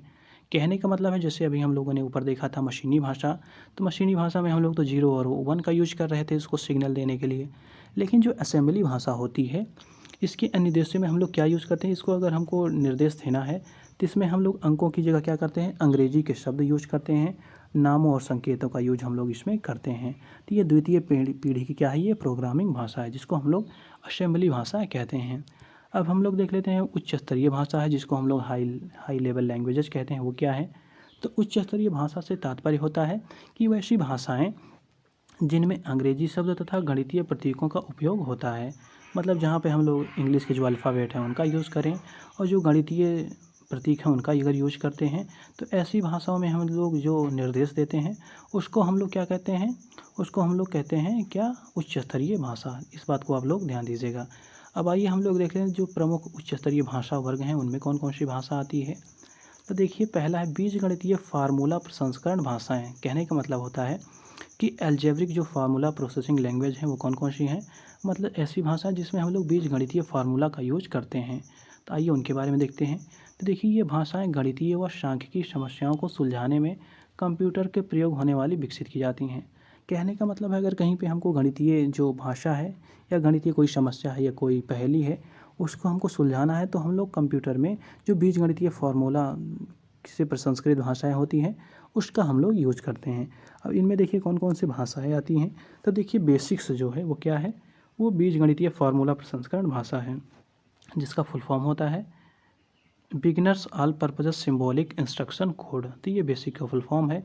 इसके अतिरिक्त फॉरट्रेन जो है फार्मूला ट्रांसलेशन, ये भी इसी में भाषा है, उच्च स्तरीय भाषा है। ये बीजगणितीय जो फार्मूला प्रसंस्करण है ये भाषा है ये। इसके अतिरिक्त जो PLI है, प्रोग्रामिंग लैंग्वेज वर्जन फर्स्ट, ये भी इसी की लैंग्वेज है ये। इसके अतिरिक्त जो एल्गोल है, काफ़ी बार पूछा जाता है एल्गोल का फुल फॉर्म क्या होता है, तो एल्गोरिथमिक लैंग्वेज। तो ये सब क्या है, ये बीजगणितीय फार्मूला प्रसंस्करण की भाषाएं हैं। इसके अतिरिक्त देखिए व्यावसायिक डेटा प्रसंस्करण की कुछ भाषाएं होती हैं। अभी हम लोगों ने देखा बीजगणितीय प्रसंस्करण जो भाषाएं थी। अब हम लोग पढ़ने वाले हैं व्यावसायिक डेटा प्रसंस्करण भाषाएं, जिसको हम लोग कहते हैं बिजनेस डेटा प्रोसेसिंग लैंग्वेज। ये भाषाएं जो डेटा प्रसंस्करण प्रक्रियाओं तथा फाइलों मतलब क्या कहने का तात्पर्य, जहाँ पे बिजनेस से रिलेटेड अगर मतलब बिजनेस से रिलेटेड कोई भी फॉर्मूला है या कोई इंस्ट्रक्शन है, कोई भी पजल है, उसको सुलझाने का अगर हम लोग काम करते हैं तो वहाँ पे हम लोग क्या करते हैं, ये बिजनेस प्रसंस्कृत जो भाषा है इसका यूज़ हम लोग करते हैं। तो इनमें देखिए कौन कौन सी आती है बिजनेस लैंग्वेज, कौन कौन सी हैं। तो इसमें कोबोल, नाम याद रखिए, काफ़ी इंपॉर्टेंट है। डायरेक्ट कैसे पूछा जाता है जी, कोबोल है वो कौन सी भाषा है, तो भाषा है जो बिजनेस से रिलेटेड है, वो ऐसी ये भाषा है। इसका फुल फॉर्म क्या होता है, तो कॉमन बिजनेस ओरिएंटेड लैंग्वेज। अगर हमको सिर्फ नाम का फुल फॉर्म पता रहेगा तो हम लोग इसको आसानी से बता पाएंगे कि ये कौन सी भाषा है। इसके अतिरिक्त आरपीजी होता है, जिसका फुल फॉर्म होता है रिपोर्ट प्रोग्राम जनरेशन। तो ये भी कौन सी, ये भी बिजनेस आउटसोर्सिंग भाषा है। इसके अतिरिक्त हम लोग अब देख लेते हैं दूसरी जो भाषाएं हैं, स्ट्रिंग और लिस्ट प्रोसेसिंग भाषाएं। स्ट्रिंग और लिस्ट प्रोसेसिंग भाषाएं, अब जान लेते हैं ये कौन सी भाषाएं हैं।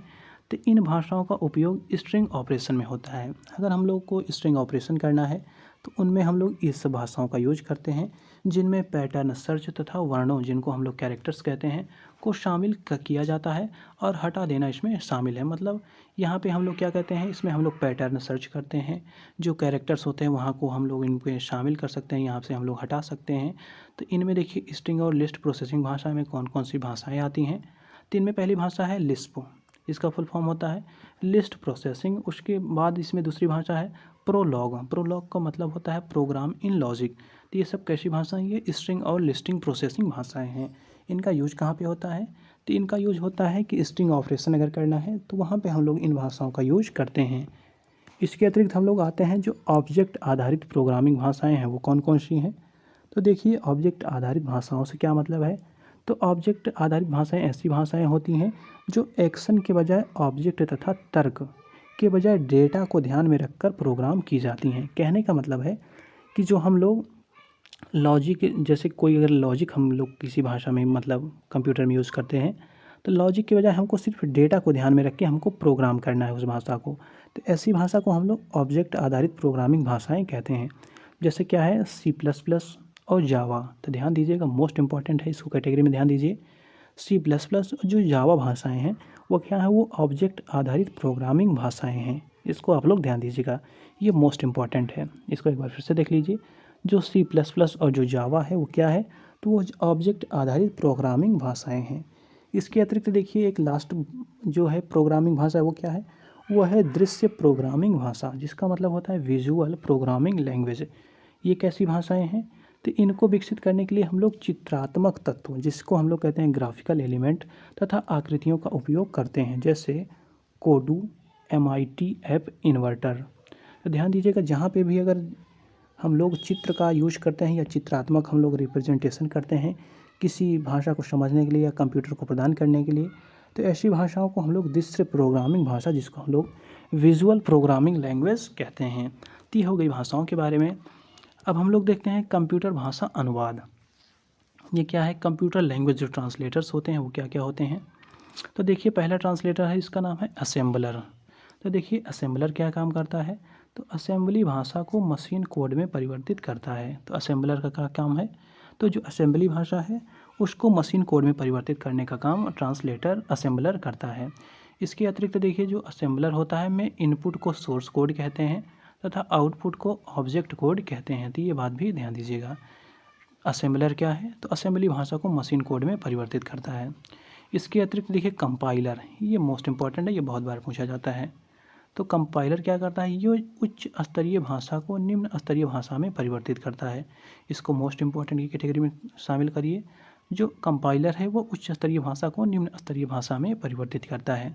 इसके अतिरिक्त देखिए ये पूरे प्रोग्राम के अनुवाद को एक ही बार में पूर्ण करता है तथा अनुवाद के क्रम में पाई गई गलतियों को भी एक साथ बताता है। मतलब कंपाइलर जो है वो अनुवाद के बारे में पूर्ण बताता है, अगर कोई गलती भी है तो उसके बारे में भी ये बता देता है। यह तीव्र गति से अनुवाद करता है, डिबगिंग मुश्किल होती है, इसमें जो डिबगिंग होती है इसमें मुश्किल होती है और इसमें ज़्यादा मेमोरी का यूज किया जाता है। अब हम लोग देख लें इंटरप्रेटर, ये काफ़ी बार न्यूज़ में भी रहता है। इंटरप्रेटर क्या होता है? तो ये उच्च स्तरीय भाषा को निम्न स्तरीय भाषा में परिवर्तित करता है। तो ध्यान दीजिएगा, अभी हम लोगों ने देखा था कि ये उच्च स्तरीय भाषा को निम्न स्तरीय भाषा में कंपाइलर भी प्रस्तुत कर रहा है, मतलब प्रेजेंट कर रहा है, और जो इंटरप्रेटर है ये भी उच्च स्तरीय भाषा को निम्न स्तरीय भाषा में परिवर्तित कर रहा है। अब इंटरप्रेटर में देखिए इसकी कुछ जो जानकारियाँ हैं, यह लाइन बाय लाइन अनुवाद करता है तथा गलती पकड़ने पर रुक जाता है। तो ध्यान दीजिएगा, जैसे आपको इंग्लिश में कोई ट्रांसलेशन कर रहा है तो वो आपको हिंदी में बताएगा, और जहाँ पर गलती होगी तो गलती पकड़ने पर ये रुक जाता है। और इसमें डिबगिंग आसान होती है, यह कम मेमोरी की इसमें आवश्यकता होती है। अब आइए हम लोग कंप्यूटर की जो संरचना है उसको देख लेते हैं। तो देखिए कंप्यूटर की संरचना में हम लोग 3 अवयव या 3 कंपोनेंट हैं, उनको हम लोग डिस्कस करते हैं। तो पहला क्या है? इनपुट आउटपुट, जिसको हम लोग IO यूनिट कहते हैं। अब इसके बारे में हम लोग जान लेते हैं। तो देखिए जो इनपुट यूनिट कोडेड डेटा है को प्रोसेसर में भेजता है तथा आउटपुट यूनिट प्रोसेस्ड रिजल्ट को यूजर को उपलब्ध कराता है। कहने का मतलब है जो इनपुट यूनिट होता है वो कोडेड डेटा को क्या करता है? प्रोसेसर में भेजता है और फिर उसको आउटपुट के रूप में क्या करता है? रिजल्ट को यूजर को उपलब्ध कराता है। मतलब जो इनपुट डेटा है उसको इसने लिया, उसके बाद प्रोसेसर में भेजा, प्रोसेसर में प्रोसेस्ड होने के बाद ये जो हमको डेटा मिला वो हमको यूजर को उपलब्ध करा देता है। तो इसी को हम लोग इनपुट आउटपुट यूनिट कहते हैं। अब आइए इनके बारे में जो एडिशनल जानकारियाँ हैं उनको भी देख लेते हैं। तो देखिए दूसरी है CPU। तो ध्यान दीजिएगा CPU क्या है? तो CPU है सेंट्रल प्रोसेसिंग यूनिट, डायरेक्ट इसका फुल फॉर्म पूछा जाता है। तो सेंट्रल प्रोसेसिंग यूनिट ये क्या है? ये कंप्यूटर का मस्तिष्क होता है। इसे प्रोसेसर या माइक्रो प्रोसेसर भी कहते हैं। प्रोसेसर या माइक्रो प्रोसेसर क्या है? तो ये है CPU। और इसका कार्य देखिए क्या होता है? तो ये इसका काम ये होता है, ये निर्देशों के अनुसार इनपुट डेटा को प्रोसेस करता है। मतलब आपने कोई इनपुट दिया है तो इनपुट डेटा को ये प्रोसेस करेगा और इस क्रम में क्या करेगा? डेटा पर गणितीय व तार्किक ऑपरेशन संचालित करता है। कहने का मतलब है कि आपने कोई इसको इनपुट दिया तो इस पर ये क्या काम करेगा? तो इस पर ये जो गणितीय और जो तार्किक ऑपरेशन है इसको संचालित करेगा और विभिन्न भागों में इनको कार्यों को नियंत्रित करेगा। तो ध्यान दीजिएगा, ये जो कंप्यूटर होते हैं कंप्यूटर के विभिन्न भागों में इनके कार्यों को नियंत्रित भी करता है। इसकी गति को मिप्स, जिसको हम लोग कहते हैं मिलियन इंस्ट्रक्शन पर सेकंड में मापा जाता है। तो CPU क्या होता है? CPU काम करता है कि जैसे इसको हमने कोई इंस्ट्रक्शन दिया तो इंस्ट्रक्शन को ये क्या करेगा? इनपुट डेटा को लेगा, इसको प्रोसेस करेगा और प्रोसेस के क्रम में इस पर जो गणितीय और जो तार्किक ऑपरेशन है ये संचालित करता है। तो ये बात इसमें आप लोग ध्यान दीजिएगा। और जो इसमें गति होती है इसकी गति को हम लोग मिप्स में मापते हैं, जिसको हम लोग कहते हैं मिलियन इंस्ट्रक्शन पर सेकंड। तो ये CPU की क्या है? गति को मापने की ये इकाई है। अब देखिए इसमें भी 3 भाग होते हैं। तो जो CPU है इसके 3 भाग कौन कौन से हैं? तो इसमें पहला है ALU का मतलब होता है अर्थमेटिक लॉजिक यूनिट। तो इसका ये पहला पार्ट हो गया। तो ALU काम क्या करता है? तो देखिए इसका नाम है अर्थमेटिक। तो ध्यान दीजिएगा, ये गणितीय और जो मतलब मैथमेटिकल और जो लॉजिकल रीजनिंग होती हैं इनसे आधारित जो संचालन या ऑपरेशन होते हैं उन पे ये कार्य करता है। तो देख लीजिए जो ALU है ये गणितीय, मैथमेटिकल तथा तार्किक, जिसको लॉजिकल कहते हैं, ऑपरेशन संचालित करता है। मतलब अगर कहीं पे गणितीय जो मैथमेटिकल और लॉजिकल समस्याएं हैं तो उनको सॉल्व करने का काम कौन करता है? तो ALU करता है। दूसरा है CO क्या है? कंट्रोल यूनिट क्या काम करता है इसको देख लीजिए। तो ये देखिए ये माइक्रो प्रोसेसर में निहित निर्देशन समूहों को लागू करता है। मतलब जो माइक्रो प्रोसेसर में इसमें निर्देश दिए गए हैं उनको ये लागू करता है। ये मेमोरी के निर्देशों को प्राप्त कर उन्हें डिकोड करता है। मतलब जो मेमोरी में इनको इंस्ट्रक्शन प्राप्त है इनको डिकोड करेगा तथा निर्देशानुसार क्या करेगा? कार्य को निष्पादित व ज़रूरत पड़ने पर ALU को आवश्यक कार्रवाई हेतु निर्देश भी देता है। कहने का मतलब है कि इसका कंट्रोल यूनिट है। तो कंट्रोल से तात्पर्य होता है कि ये पूरे एक तरह से कंप्यूटर पर कंट्रोल करे, जहाँ पे निर्देश की ज़रूरत पड़े निर्देश दे और जहाँ पर कार्रवाई की ज़रूरत पड़े वहाँ पे ये कार्रवाई करे। तो ये है सेंट्रल कंट्रोल यूनिट, जिसको CO कहते हैं। इसके बाद इसमें जो तीसरा पार्ट है वो है रजिस्टर्स मेमोरी यूनिट। ये क्या है इसके बारे में देखिए। तो ये प्रोसेसर में अस्थायी डेटा स्टोरेज एरिया होते हैं। मतलब ये क्या है? ये अस्थायी डेटा स्टोरेज एरिया हैं जो प्रोसेस होने वाली डेटा को संभालने का कार्य करते हैं। ध्यान दीजिएगा, जो प्रोसेस होते हैं डेटा इनको ये संभालने का काम करते हैं। कौन करते हैं? जो मेमोरी यूनिट है, जिसको रजिस्टर्स कहते हैं। यही डेटा कंट्रोल यूनिट द्वारा आगे उपयोग किया जाता है रजिस्टर में नया डेटा लिखने के साथ ही पुराना डेटा जो होता है वो समाप्त हो जाता है। तो यहाँ पे ध्यान दीजिएगा, जो रजिस्टर्स या मेमोरी यूनिट होती हैं वो एक तरह से अस्थायी डेटा स्टोरेज एरिया है, जहाँ पे इसको मतलब ये सेंट्रल जो सीपीयू है इसमें ये काम करता है कि जैसे कोई नया डेटा इस पे आया तो इसको ये थोड़ी देर होल्ड करके रखेगा, और जब इसको थोड़ी देर होल्ड करके रखेगा तो जो पुराना डेटा रहेगा उसको ये समाप्त कर देगा। तो ये बात इसकी ये विशेषता है। अब आगे देखिए, जो मेमोरी यूनिट है वो क्या है। तो मेमोरी यूनिट क्या होते हैं इसको जानिए। तो मेमोरी कंप्यूटर आंतरिक स्टोरेज एरिया होते हैं जो डेटा तथा निर्देशों को स्टोर करते हैं। तो ध्यान दीजिएगा, जो डेटा और निर्देशों को स्टोर करता कौन है, तो वो है मेमोरी यूनिट। अब आइए हम लोग देख लेते हैं जो सेंट्रल प्रोसेसिंग यूनिट है उनमें कौन कौन से पार्ट हैं। तो देखिए, सेंट्रल प्रोसेसर में क्या होता है, तो इनपुट इसमें होता है ALU, जिसको हम लोगों ने अभी ऊपर पढ़ा था, अर्थमेटिक लॉजिकल यूनिट। और इसमें आउटपुट क्या होता है, तो कंट्रोल यूनिट। तो ध्यान दीजिएगा, सेंट्रल प्रोसेसर में अगर पूछा जाए इनपुट क्या होता है, तो उसमें होता है, इनपुट में होता है ALU होता है, और आउटपुट क्या होता है, CO होता है, जिसको हम लोग कंट्रोल यूनिट कहते हैं। वहीं हम लोग अगर मेमोरी देखें, इसमें क्या होता है, तो रोम जो होता है, रैंडम एक्सेस मेमोरी, रैम जो होता है और कैचे जो होता है। तो ये बात आप लोग ध्यान दीजिएगा, रोम क्या है, रोम, रैम और कैचे जो हैं वो सब क्या हैं, ये सब मेमोरी यूनिट हैं। किसके पार्ट हैं ये सब सेंट्रल प्रोसेसिंग यूनिट के पार्ट हैं।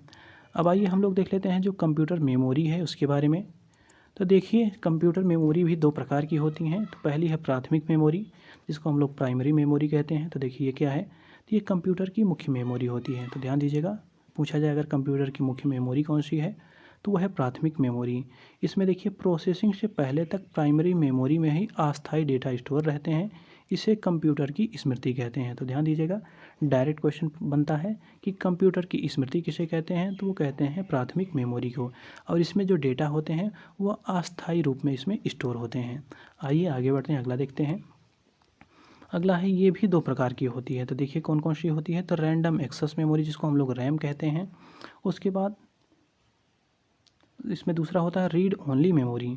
तो पहली होती है रैंडम एक्सेस मेमोरी और दूसरी होती है रीड ओनली मेमोरी। और रैंडम एक्सेस मेमोरी में भी दो पार्ट होते हैं, पहला होता है अस्थायी मेमोरी और दूसरा होता है वोलाटाइल मेमोरी।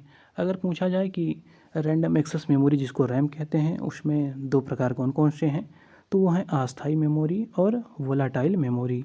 वहीं रीड ओनली मेमोरी में देखिए, तो इसका उपयोग किस लिए होता है, तो इसका उपयोग अस्थायी प्रोग्राम को स्टोर करने में होता है।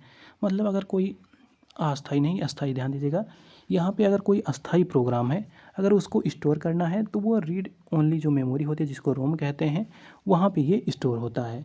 और ये बात ध्यान दीजिएगा, ये नॉन वोलाटाइल मेमोरी होती है। मतलब कहने का तात्पर्य है उपयोगकर्ता इसमें परिवर्तन नहीं कर सकता, केवल पढ़ सकता है। तो ये बात आप लोग ध्यान दीजिएगा, इसलिए लिखा है रीड ओनली। आप सिर्फ पढ़ सकते हैं और इसको आप क्या नहीं कर सकते, इसमें आप परिवर्तन नहीं कर सकते। अब आइए हम लोग देखते हैं जो सेकेंडरी मेमोरी है वो क्या है। तो देखिए सेकेंडरी मेमोरी क्या है, सेकेंडरी मेमोरी क्या होती है इसको देख लेते हैं।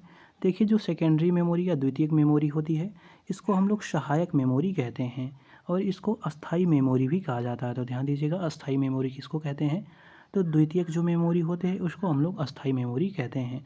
और ये अत्यधिक डेटा को स्टोर कर सकती है। ध्यान दीजिएगा, इसमें अत्यधिक डेटा को स्टोर किया जा सकता है तथा कंप्यूटर के बंद होने पर भी इसको जो इसकी मेमोरी होती है उसको ये बनाए रखती है। तो ये है द्वितीयक मेमोरी के बारे में। अब हम लोग मेमोरी का जो क्लासिफिकेशन है, वर्गीकरण है, उसको देख लेते हैं। तो देखिए, जो मेमोरी होते हैं उनमें पहली है प्राइमरी, दूसरी है सेकेंडरी।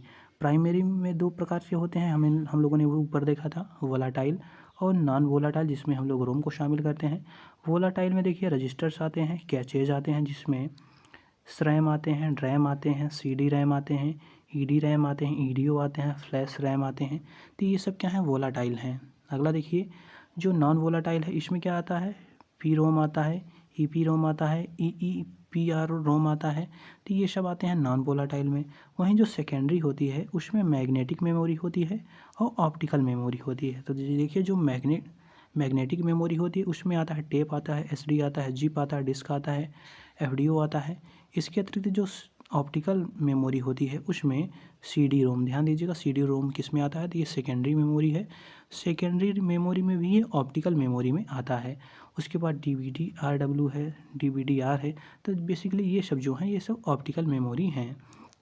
अब आइए हम लोग देख लेते हैं कैश मेमोरी। ये काफ़ी इंपॉर्टेंट है, तो ध्यान दीजिएगा। तो कैश मेमोरी देखिए होती कहाँ पे है, तो ये मुख्य मेमोरी तथा जो सीपीयू के बीच स्थित होती है, इसी की मेमोरी को हम लोग कैश मेमोरी कहते हैं। तो ध्यान दीजिएगा, कैश मेमोरी किन के बीच स्थित होती है, तो ये जो मुख्य मेमोरी होती है और जो सीपीयू होता है उसके बीच ये स्थित होती है।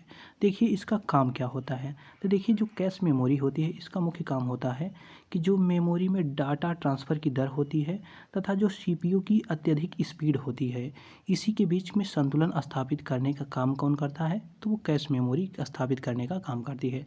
तो ध्यान दीजिएगा, पूछा जाए अगर कि कैश मेमोरी का काम क्या है, तो ये क्या करती है, ये स्पीड के संतुलन को, मतलब स्पीड का जो स्पीड होता है उसके बीच ये संतुलन बनाए रखती है। किसके बीच संतुलन बनाए रखती है, तो जो डेटा ट्रांसफ़र की दर होती है और जो सीपीयू की क्या होती है, प्रोसेसिंग स्पीड होती है, इन्हीं दोनों के बीच ये स्पीड को, मतलब इन्हीं दोनों की जो ये स्पीड है, इन्हीं के बीच ये संतुलन बनाने का काम कैश मेमोरी करती है। अब आइए हम लोग वर्चुअल मेमोरी देख लेते हैं। देखिए वर्चुअल क्या होता है, तो वर्चुअल क्या है, ये एक अस्थाई मेमोरी है। मतलब कहने का तात्पर्य है कि ये हरदम नहीं रहती, परमानेंट ये नहीं रहती। ये कब तक रहती है, तो ये देखिए जब किसी प्रोग्राम को रन करते समय वास्तविक रूप से उपलब्ध मेमोरी का अभाव हो जाता है। जहाँ पे वास्तविक मेमोरी का अभाव हो जाता है, तो ऐसी स्थिति में क्या होता है, ऑपरेटिंग सिस्टम रैम से प्रोग्राम को कुछ देर के लिए हार्ड डिस्क में सेव कर लेता है। मतलब जहाँ पे अगर ये काम कर रहा है और इसको मेमोरी उपलब्ध नहीं हो पाती, तो वहाँ पे काम करता है ये क्या, ये जो सिस्टम रैम होता है वहाँ से प्रोग्राम कुछ देर के लिए ये हार्ड डिस्क में इसको सेव कर लेता है और वहाँ से ये काम करा लेता है। इसलिए इसको वर्चुअल मेमोरी कहते हैं।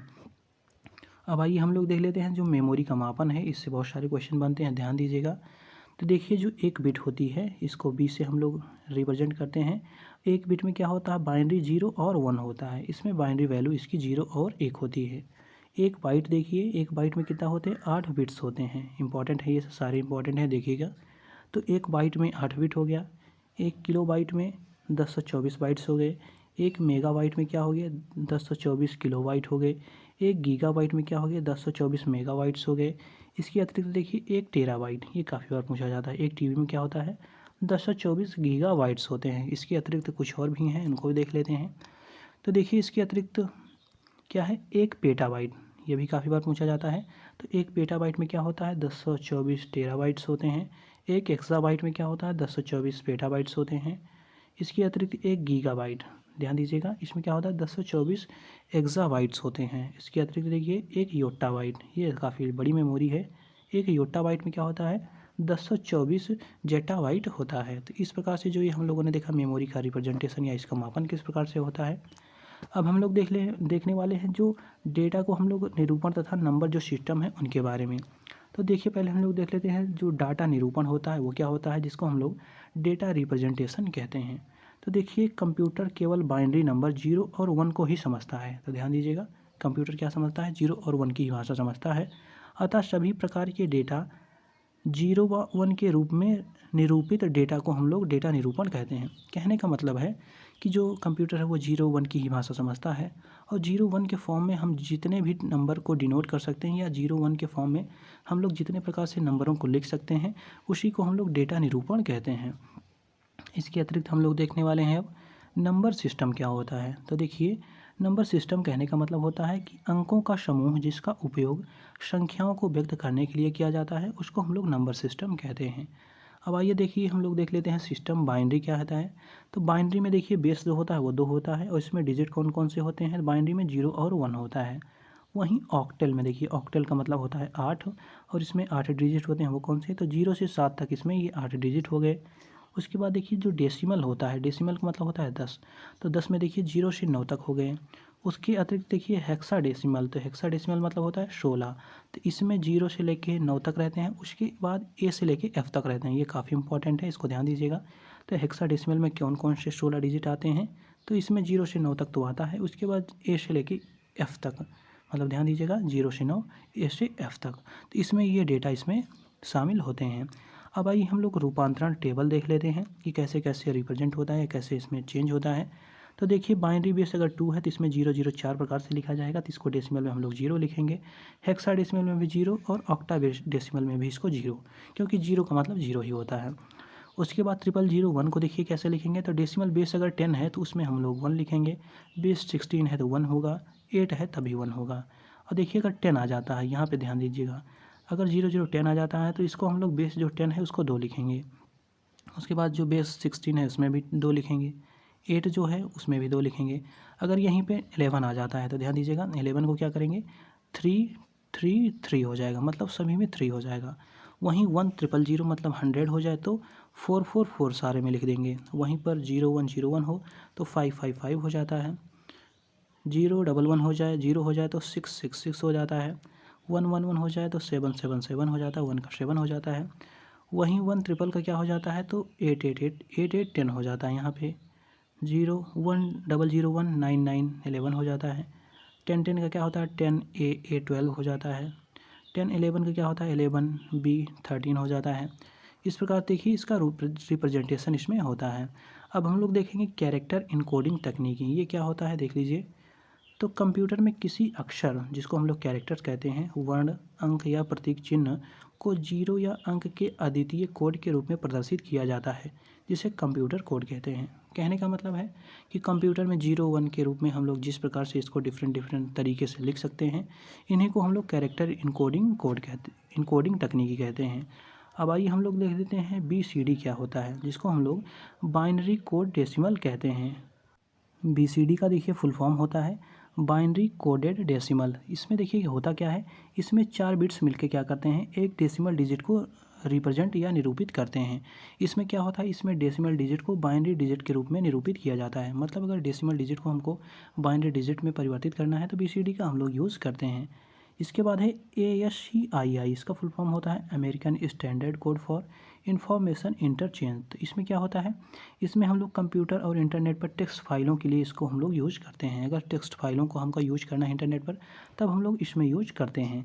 अब देखिए इसमें क्या होता है, इसमें 128 कैरेक्टर तथा 256 कैरेक्टर परिभाषित किए गए हैं। एक बात यहाँ पे ध्यान दीजिएगा, जो अनलेक्स और डॉस है और ASCII है का उपयोग टेक्स्ट फाइल के लिए करते हैं। तो इन सब का यूज़, मतलब अभी हम लोगों ने देखा ASCII, इसके अतिरिक्त DOS और यूनिलेक्स जो हैं, ये सब क्या यूज़ में होते हैं, इनका उपयोग टेक्स्ट फाइल के लिए हम लोग यूज़ करते हैं। तो ये बात आप लोग ध्यान दीजिएगा।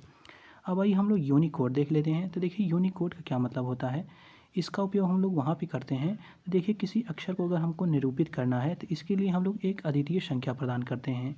जैसे हम लोग को इस प्रकार से देखना है कि एक डेटा निरूपण के लिए जैसे हमको 8 16 और 32 बिट्स का प्रयोग करना है। तो अगर इस प्रकार के हम लोग रिप्रेजेंटेशन करते हैं तो हम लोग इसी को क्या कहते हैं, इसी को हम लोग यूनिकोड कहते हैं। तो इसका यूज कहाँ पे होता है, तो इसका यूज जैसे डिवाइसों में होता है, एप्लीकेशंस में होता है, कंप्यूटर की भाषाओं में होता है।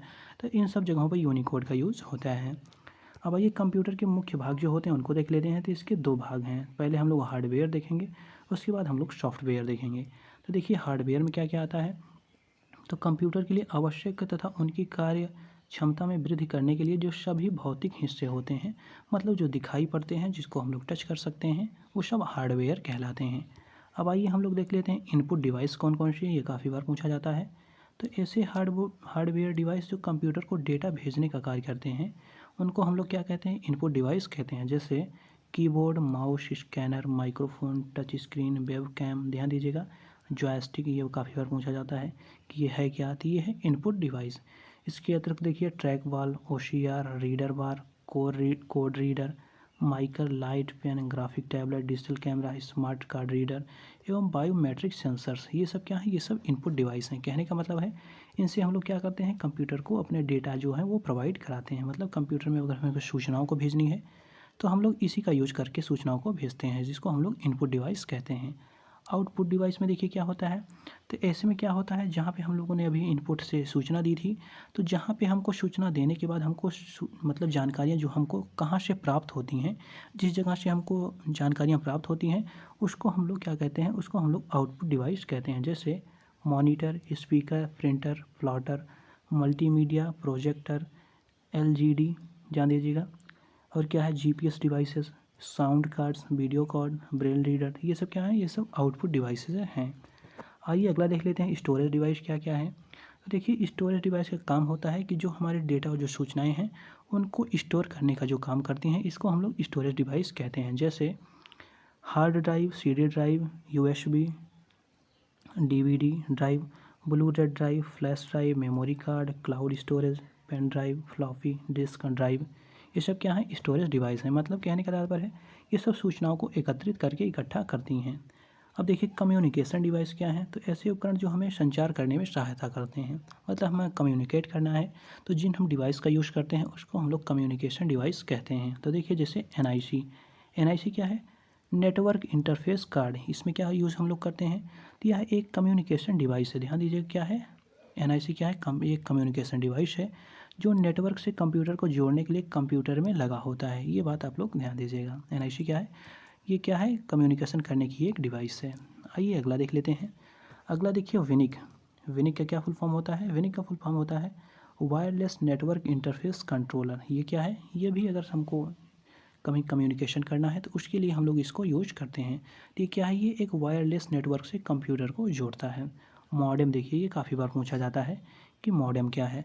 तो मॉडेम एक ऐसी टेक्नोलॉजी है जिसमें हम लोग एक संचार उपकरण को टेलीफोन या मोबाइल नेटवर्क से उपयोग कर इंटरनेट की सुविधा प्रदान करते हैं। कहने का मतलब है कि जैसे कोई संचार उपकरण है जो टेलीफोन या मोबाइल नेटवर्क का उपयोग कर इंटरनेट की सुविधा प्रदान करता है, तो संचार के लिए जो भी यूज होता है उसको हम लोग मॉडेम कहते हैं। तो देखिए इसमें होता क्या है?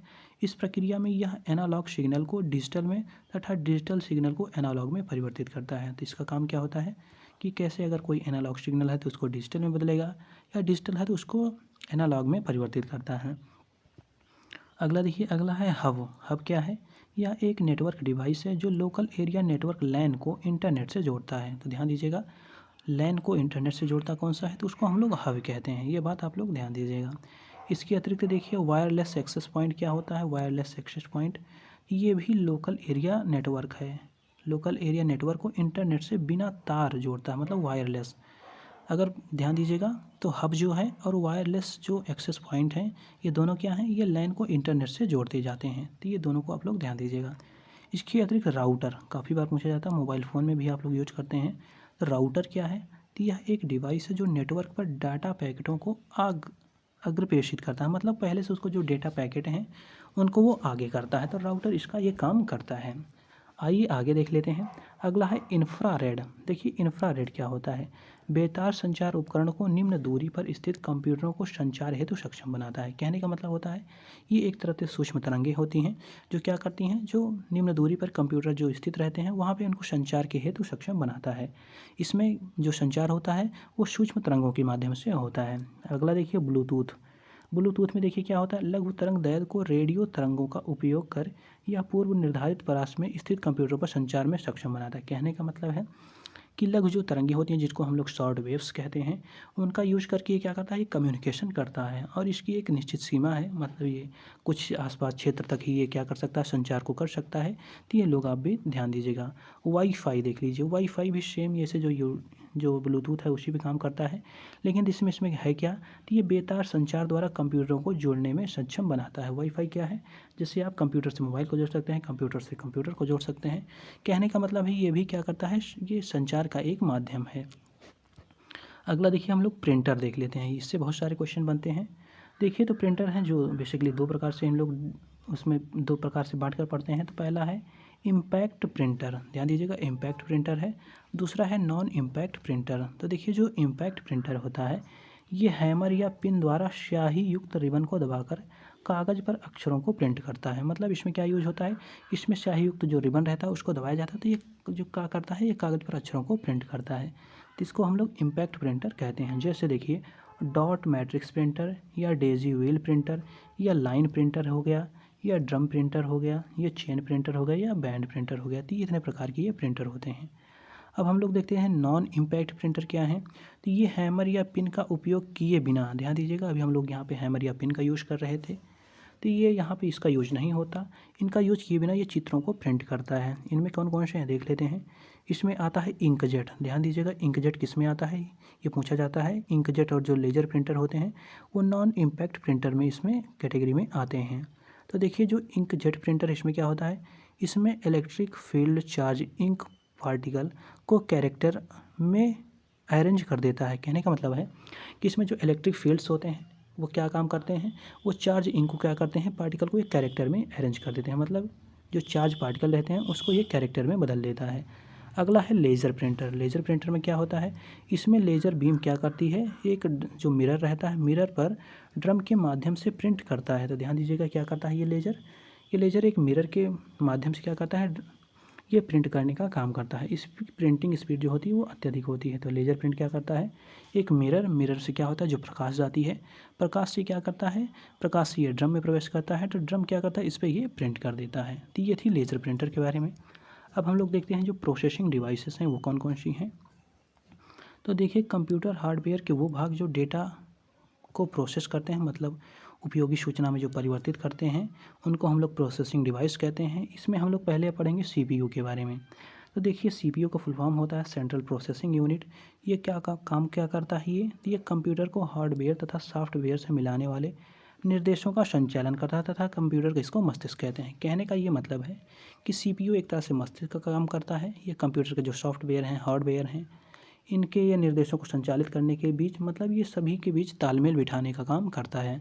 जिस प्रकार से हमारा मस्तिष्क होता है वो संपूर्ण शरीर को क्या करता है, नियंत्रित करता है, वहाँ पर सूचनाओं को पहुँचाता है, उसी प्रकार से ये सीपीयू भी पूरे कंप्यूटर में काम करता है। अब आइए हम लोग जीपीयू देख लेते हैं। जीपीयू क्या होता है, तो जीपीयू का फुल फॉर्म होता है ग्राफिक्स प्रोसेसिंग यूनिट। ये क्या है, ये एक कंप्यूटर चिप है जो प्राकृतिक प्रतिपादन हेतु तेज़ी से गणितीय गणना करता है। तो जीपीयू का यूज कहाँ पे होता है, तो अगर हमको तेज़ी से गणितीय गणना करना है तो वहाँ पे हम लोग जीपीयू का यूज करते हैं। मदरबोर्ड देखिए, काफ़ी बार पूछा जाता है मदरबोर्ड क्या होता है। तो मदरबोर्ड कंप्यूटर में मुख्य प्रिंटेड सर्किट बोर्ड है जो कंप्यूटर का आधार होता है। और ये क्या होता है, ये सीपीयू, रैम तथा अन्य कंप्यूटर हार्डवेयर के बीच संचार के लिए परिपथ का काम करता है। मतलब कि ये काम क्या करता है, जो कंप्यूटर है और उसके हार्डवेयर जो हैं उनके बीच संचार के लिए ये परिपथ प्रदान करता है। इसके अतिरिक्त जो साउंड कार्ड होता है वो क्या होता है, तो साउंड कार्ड से काम ये होता है कि ये काम करता है, कंप्यूटर को ध्वनि उत्पन्न करने में सक्षम बनाता है। साउंड कार्ड क्या है, कंप्यूटर को ध्वनि उत्पन्न करने में इसको सक्षम बनाता है। अगला देखिए, सॉफ्टवेयर क्या है। तो सॉफ्टवेयर कंप्यूटर की वो नियत भाषा में दिए जाने वाले निर्देशों या प्रोग्राम होते हैं, किसी विशिष्ट कार्य करने के लिए उसको दिए जाते हैं। कहने का मतलब होता है कि सॉफ्टवेयर क्या होते हैं, ये एक प्रोग्राम होते हैं जिसको हम विशिष्ट काम करने के लिए कंप्यूटर को प्रदान करते हैं। आइए देख लेते हैं कौन से होते हैं। तो दो प्रकार के सॉफ्टवेयर होते हैं। पहला होता है सिस्टम सॉफ्टवेयर। तो सिस्टम सॉफ्टवेयर किसे कहते हैं, इसको भी देख लेते हैं। तो सिस्टम सॉफ्टवेयर क्या होते हैं, तो सिस्टम सॉफ्टवेयर वो सॉफ्टवेयर होते हैं जिनका काम होता है कंप्यूटर को चलाना। मतलब जो कंप्यूटर को चलाने के लिए उत्तरदायी होते हैं उनको हम लोग सिस्टम सॉफ्टवेयर कहते हैं, जिनमें ऑपरेटिंग सिस्टम, कंपाइलर इत्यादि को शामिल किया जाता है। अब हम लोग देख लेते हैं एप्लीकेशन सॉफ्टवेयर क्या होता है। तो एप्लीकेशन सॉफ्टवेयर वो सॉफ्टवेयर होते हैं जिनका यूज हम भिन्न भिन्न उपयोगों के लिए भिन्न भिन्न एप्लीकेशन सॉफ्टवेयर का यूज करते हैं। आइए देख लेते हैं, इनमें बहुत सारे प्रोग्राम का यूज करते हैं हम लोग। वो कौन कौन से प्रोग्राम हैं उनको देखिए। तो देखिए, पहला है सिस्टम सॉफ्टवेयर। इसमें दो कैटेगरी होती है। तो पहला है सिस्टम प्रबंधन प्रोग्राम, दूसरा है सिस्टम विकास प्रोग्राम। अब इसमें देखिए, इसमें ऑपरेटिंग सिस्टम शामिल होता है, नेटवर्क मैनेजमेंट प्रोग्राम शामिल होता है, इसमें देखिए प्रोग्रामिंग लैंग्वेज ट्रांसलेटर आते हैं, और इसके अतिरिक्त इसमें प्रोग्रामिंग के एडिटर्स एवं टूल्स होते हैं उसमें शामिल होते हैं। इसके अतिरिक्त इसमें डेटाबेस मैनेजमेंट सिस्टम होता है, इसमें computer aided software engineer package होते हैं। इस प्रकार से दूसरे वाले में देखिए तो एप्लीकेशन, इसमें सर्वर होता है, सिस्टम यूटिलिटीज़ होते हैं, तो ये इसके कैटेगराइजेशन होंगे। उसके अतिरिक्त अगर अनुप्रयोग सॉफ्टवेयर देखिए तो इसमें देखिए सामान्य उद्देश्य अनुप्रयोग सॉफ्टवेयर होते हैं और अनुप्रयोग विशेष जो प्रोग्राम होते हैं वो होते हैं। तो इनमें हम लोग सॉफ्टवेयर सूट पढ़ते हैं, माइक्रोसॉफ्ट ऑफिस पढ़ते हैं, वेब ब्राउज़र पढ़ते हैं, इसमें बिजनेस अकाउंटिंग पढ़ते हैं, कस्टम पढ़ते हैं, रिलेशनशिप पढ़ते हैं, मैनेजमेंट पढ़ते हैं, साइंस एंड इंजीनियरिंग के रिलेटेड इसमें सॉफ्टवेयर शामिल होते हैं। अब हम लोग कवर करने वाले हैं जो ऑपरेटिंग सिस्टम है वो क्या है। तो देखिए, ऑपरेटिंग सिस्टम क्या होता है। तो ऑपरेटिंग सिस्टम के लिए देखिए हमें जानना होगा कि ऑपरेटिंग सिस्टम होता क्या है। तो जो उपयोगकर्ता तथा हार्डवेयर के बीच इंटरफेस तथा कंप्यूटर के विभिन्न भागों के बीच समन्वय करता, नियंत्रण एवं निरीक्षण का कार्य करता है, उसे हम लोग ऑपरेटिंग सिस्टम कहते हैं। ऑपरेटिंग का मतलब ये होता है एक तरह से ऑपरेट करना। तो किन के मध्य ये ऑपरेट करेगा, तो ये मध्य ऑपरेट करेगा कंप्यूटर के विभिन्न जो भाग हैं उनमें ये समन्वय का काम करेगा, नियंत्रण का काम करेगा, निरीक्षण का ये सब काम करते हैं। ये सब हैं ऑपरेटिंग सिस्टम। अब आइए इसके बारे में और देख लेते हैं। जो ऑपरेटिंग सिस्टम के प्रकार देखिए, तो ऑपरेटिंग सिस्टम के प्रकार होते हैं देखिए, सिंगल यूजर ऑपरेटिंग सिस्टम होते हैं जिनमें MS DOS, Windows 9X, Mac OS, WS Windows. तो ये सब ये हैं सिंगल यूजर ऑपरेटिंग सिस्टम है। उसके बाद मल्टी यूजर ऑपरेटिंग सिस्टम जिसमें होता है यूनिलिक्स, लिनक्स, विंडोज़ 200, सोलरिस। तो ये सब क्या है, ये सब मल्टी यूजर ऑपरेटिंग सिस्टम है। उसके बाद होते हैं मल्टीटास्किंग ऑपरेटिंग सिस्टम जिसमें यूनिक्स आते हैं। रियल टाइम ऑपरेटिंग सिस्टम देखिए लिनक्स, RTI, लिनक्स ये सब शामिल होते हैं। मोबाइल ऑपरेटिंग सिस्टम होते हैं जिसमें एंड्रॉयड। ये सब क्या है, ये सब ऑपरेटिंग सिस्टम है। अब देखिए ऑपरेटिंग सिस्टम का काम क्या होता है। तो ये प्रोसेस मैनेजमेंट करता है, मेमोरी मैनेजमेंट करता है, फाइल मैनेजमेंट करता है, इनपुट आउटपुट मैनेजमेंट, ये सब ये काम करते हैं। इसके अतिरिक्त अब आइए हम लोग आगे बढ़ते हैं, देख लेते हैं जो यूज़र इंटरफेस होता है वो क्या होता है। देखिए यूज़र इंटरफेस ये काफ़ी इंपॉर्टेंट होता है। तो देखिए यूज़र इंटरफेस से क्या तात्पर्य होता है, तो ऑपरेटिंग सिस्टम का मुख्य भाग जो उपयोगकर्ता की विभिन्न एप्लीकेशनों तक पहुंच तथा संप्रेषण को संभव बनाता है। कहने का मतलब है कि जो जिसका काम होता है विभिन्न एप्लीकेशनों तक पहुंच और उसको कम्युनिकेशन को संभव बनाना, तो ये काम करता है यूज़र इंटरफेस। देखिए यूज़र इंटरफेस जो होते हैं उनको हम लोग दो कैटेगरी में पढ़ते हैं। पहला है ग्राफिकल यूज़र इंटरफेस, दूसरा है कैरेक्टर यूज़र इंटरफेस। देखिए ग्राफिकल जो यूज़र इंटरफेस होता है उसमें हम किस प्रकार से इसको पढ़ते हैं। तो देखिए ग्राफिकल जो यूज़र इंटरफेस होता है इसमें हम लोग संकेत, दृश्य रूपकों जिनको हम लोग विजुअल मेटाफोर्स कहते हैं तथा पॉइंटिंग डिवाइस का उपयोग इसमें किया जाता है। वहीं हम लोग ग्राफिकल से नाम ही स्पष्ट है कि ग्राफिक्स का इसमें यूज़ किया जाएगा। वहीं कैरेक्टर्स में देखिए कैरेक्टर नाम से स्पष्ट है कि इसमें कमांड का उपयोग किया जाएगा। डिबग, डिस्कपार्ट, पिंग आदि CPU के इसमें अनुप्रयोग शामिल होते हैं। अब आइए हम लोग डेटा संप्रेषण पढ़ेंगे जो इसका लास्ट टॉपिक है। तो देखिए डेटा संप्रेषण क्या होता है। डेटा संप्रेषण से मतलब होता है कहीं पर हमको जो सूचना के लिए हमारे डेटा हैं उनको हमें दूसरे तक पहुंचाना। तो दूसरे तक पहुंचाना क्या होता है, जो सूचनाएं हमारी हैं उनको पहुंचाना ही डेटा संप्रेषण है, डेटा कम्युनिकेशन है। तो डेटा कम्युनिकेशन के देखिए बहुत से माध्यम होते हैं जिसमें हम लोग पढ़ेंगे संप्रेषण चैनल। तो देखिए कम्युनिकेशन चैनल क्या होता है, तो एक यह सिग्नल प्रवाह की दिशा बताता है। मतलब जो संप्रेषण चैनल होता है वो बताता है कि हमारा सिग्नल जो है वो किस दिशा में प्रवाहित हो रहा है या किस दिशा में उसको प्रवाहित करना चाहिए। इसमें हम लोग सिंपलेक्स चैनल का यूज करते हैं, हाफ डुप्लेक्स चैनल का यूज करते हैं, फुल डुप्लेक्स चैनल का यूज करते हैं। तो देखिए इनके काम क्या होते हैं। तो जो सिंपलेक्स होता है चैनल, इसका यूज करते हैं सूचना प्रवाह हमेशा एक दिशा में होता है। जो सिंपल होता है उससे हम क्या करते हैं, सूचना का प्रवाह हमेशा एक ही दिशा में होता है। जो हाफ डुप्लेक्स चैनल होता है सूचना प्रवाह दोनों दिशा में होता है लेकिन अलग अलग समय पर होता है, मतलब साथ साथ नहीं होता। जबकि वहीं फुल डुप्लेक्स जो चैनल है उसमें दोनों दिशाओं में संप्रेषण होता है और साथ ही साथ होता है।